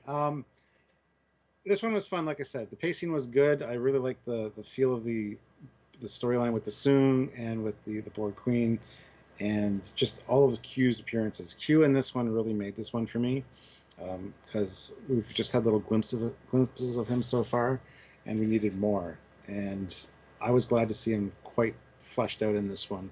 The reveal of him being the therapist as well as the person talking to Soong was interesting. Soji coming back as Corey, liked that. Didn't like the Laris thing. It still needs an explanation. The fact that Picard and Raffi kind of brought it up, or Raffi brought it up, Picard kind of sidelined her, is interesting. Hopefully we'll get some kind of explanation at some point. Is that the deliberate don't think about it, we're just not even going to refer to it? Maybe. So I'm looking forward to that. But the writing was good. The scenes between Brent and John Delancey were amazing. Brent in this was awesome. This is like the most naturalistic I've really seen Brent, I think. And he wasn't necessarily a bad guy. I like the way he confronted Q. It was very well done. So the writing was good, and the pace was excellent, in my opinion. Like I said at the end there, where it got very, Ocean's 11-y, I thought that was a fun little change as well. Even the music during the whole talking about the security thing was very, very much like Ocean's 11. So, yeah, I really enjoyed this one, but let's see, score-wise, I don't know. Enjoyment factor for me for this one is probably around an 8.7. I did enjoy it. For all of Picard, I'll give it an 8.9. It's high up there because it was. I wasn't bored. It didn't drag in any spot. There was some very quick cuts and stuff. So there's a lot to enjoy about this one, in my opinion. So you'd say it's your 5th favorite out of the 15 Picard episodes, based on what you just said, score-wise. I mean, possibly. I don't know. I don't know. I don't know what I'd give each one. That's what I'm telling you. I'm telling you that's what it'd be based on scores. Probably, sure. Yeah. There you go. Okay. How about you? Yeah, no, it's got enough stuff. I don't think they ever quite reached that excellence level. Like the first two had something that really gave it. Oof, that's amazing. And obviously, the fact you didn't get to a 9 shows it's missing something. It's missing honestly that bit. It's missing 5 more minutes with a bit more Gary 7 tech to kind of give us fully that into that. It's missing a bit more of that. It's also missing a proper scene with Rene Picard developing the character properly. It's missing that for sure. Yeah. And so I think that's what it's kind of would have elevated a bit more. And I think the amount of ambiguity is both fun, but also doesn't leave us satisfied at the end, because it is part of this grander story, and it's certainly succeeding in that far more than season 1, where this feels like we're going to learn as we go, and but it's presented so many things that for them to tie up, it's going to be challenging, and you can't probably review it until you get to that anyway. But I enjoyed Brent a lot. I enjoyed John Delancey a lot. I enjoyed Picard quite a lot. And again, the Jurati actress doing well as well. Oh yeah, red dress. I forgot to mention the red dress. I noticed the girl in the red dress. Yes. Who programmed her? Because they did a good job. Well, Terry, the show writer, probably. But it's definitely missing that secret special sauce, and the Romulan console is confusing without any logical list of reasons why. Double Q is the only way this is going to make sense. Alternate universes still doesn't quite work, potentially. So it's again, it's still missing a lot of the good stuff from episode 1 and 2, but there's a lot more good stuff than 3 and 4. So it's kind of a mixed bag of enjoyment factor. It's certainly... It's a good... Yeah. I appreciated that you mentioned special sauce right after I talked about the red dress. Just wanted to put that out there. Episode 6. You can give your special sauce a rating when we get to episode 6, I guess. So we are still 50 away from our number, and 18. I think score-wise...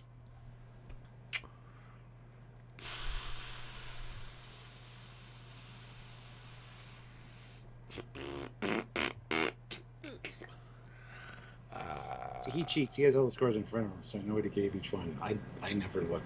I never know. You're surprisingly consistent, considering. It says a lot, though. It does. It does. Oh god.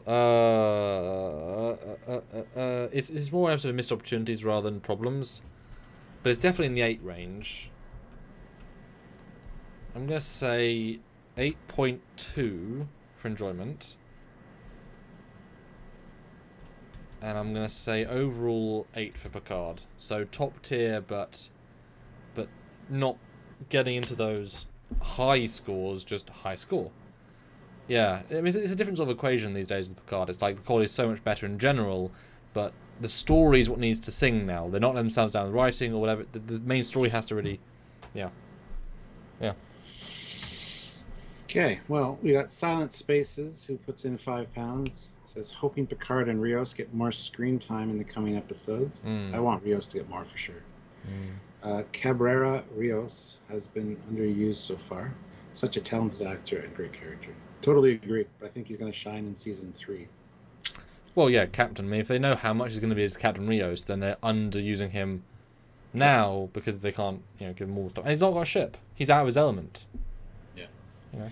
Jason 6690. 9 out of 10. Yes, we have a video coming out about that soon, guys, so stay tuned. Christian Montgomery puts in $2 and says Jurati was an 8 out of 10. 6.5 out of 10 for episode 5. That's all the super chat scores so far. So, guys, we still need like at least another $45 in super chats, if possible. And there's that last super chat slot, which right now Christian Montgomery has. So if you guys want, couple of fives. And we're still 17 likes away from our 200. So if 17 people haven't hit like, consider doing so now. We're right there, guys. We're right there. Snoopy McQueen, $5. Do you feel this season of Picard is the best of New Trek? No. It's up there. I think Prodigy's kind of blown it out of the water.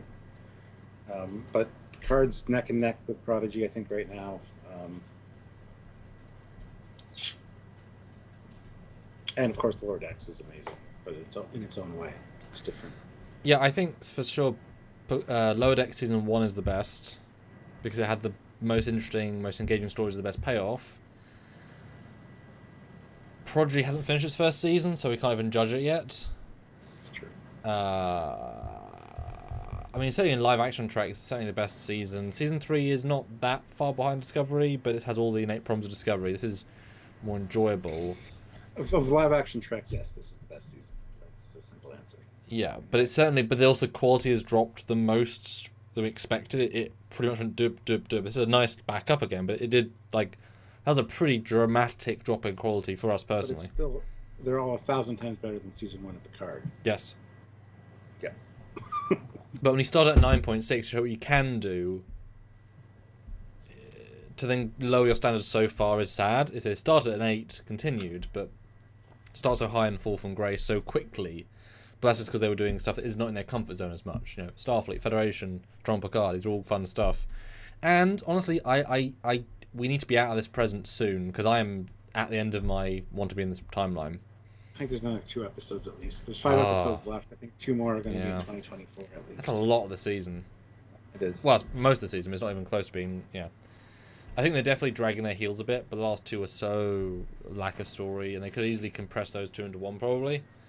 I hope they get out soon, because it's definitely pushing it a bit. It's just not as Star Trekian as it should be. Yeah. NZ Fade says, I haven't even watched any Prodigy. Is it worth it? Yes. 1,000% yes. Yes. Absolutely. And the writers really care. Yeah, they really care. They really care, and it shows. Yes. Yeah, I was about to give you a big spoiler, but I won't.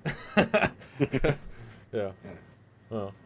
Let's read some non-super chats. Yes, absolutely. Right, what do the fans say?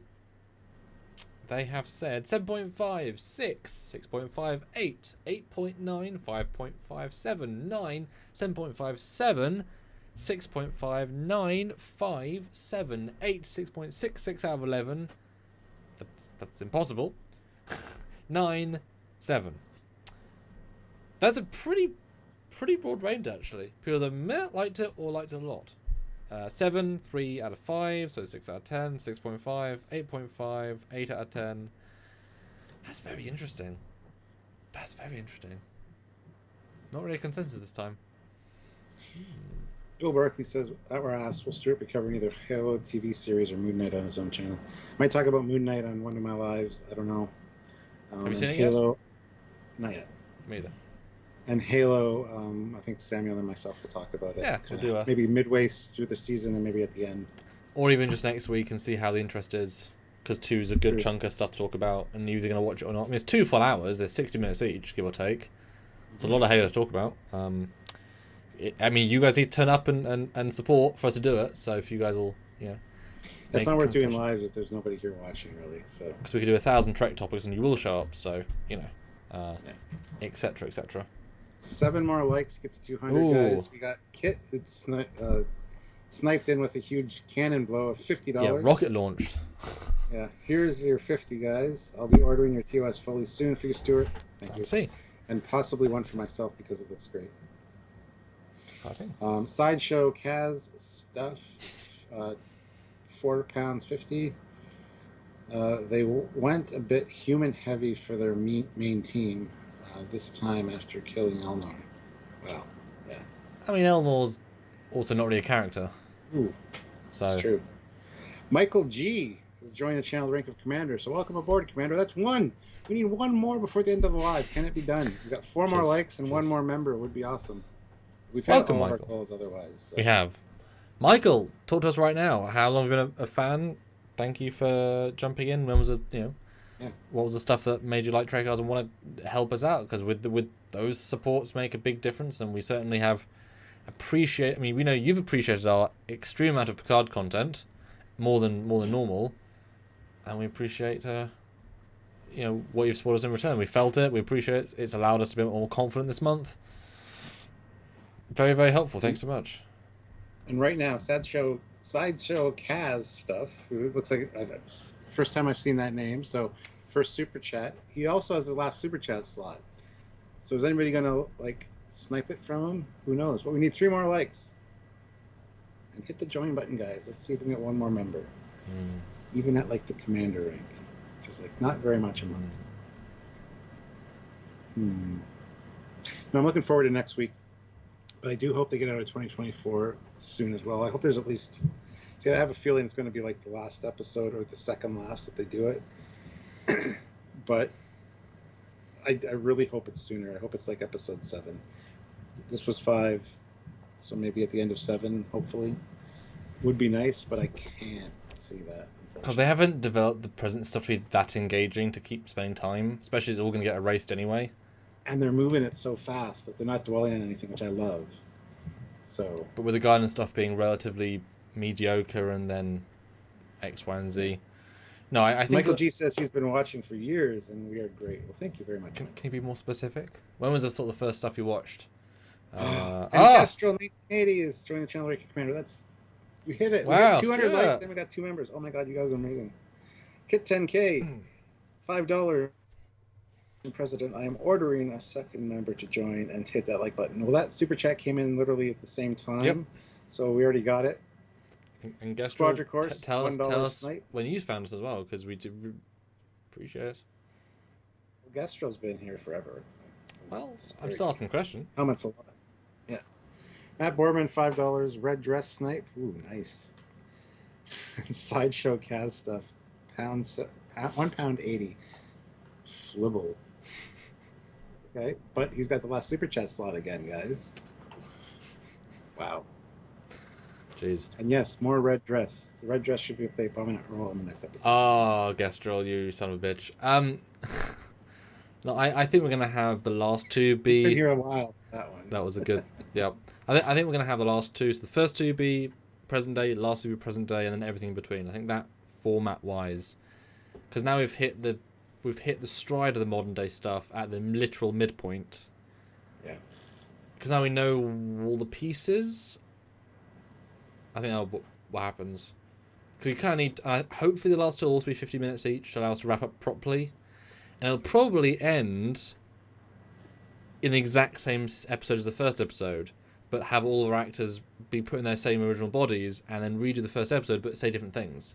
It's my assumption how we're going to end. Possibly, yeah. So we all lead up to that end moment, and Picard says, "I've been here once before, Queen. Reveal your face, and we can talk." And it's someone from this season, either Renee or Sung or Jurati, and that'll be the twist at the end of. So all the season took us to appreciate who the villain is of season 3, who's not necessarily a villain. That I think is the functionally would make sense, and then yeah, I agree. Christian Montgomery snipes in with $2. Nano snipe, which Sideshow Kaz says, "Oh come on." Then Kit, of course, our Federation president, one of them.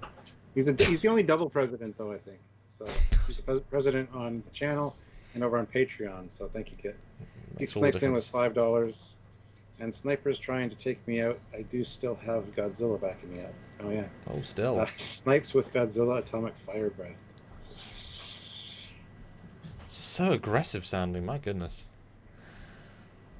But check us out then over the weekend for our videos, which, as we tend to, we didn't even debate those exact topics on this live. So tune in for those, and we'll be back during the week to discuss things and bobs, probably Halo as well.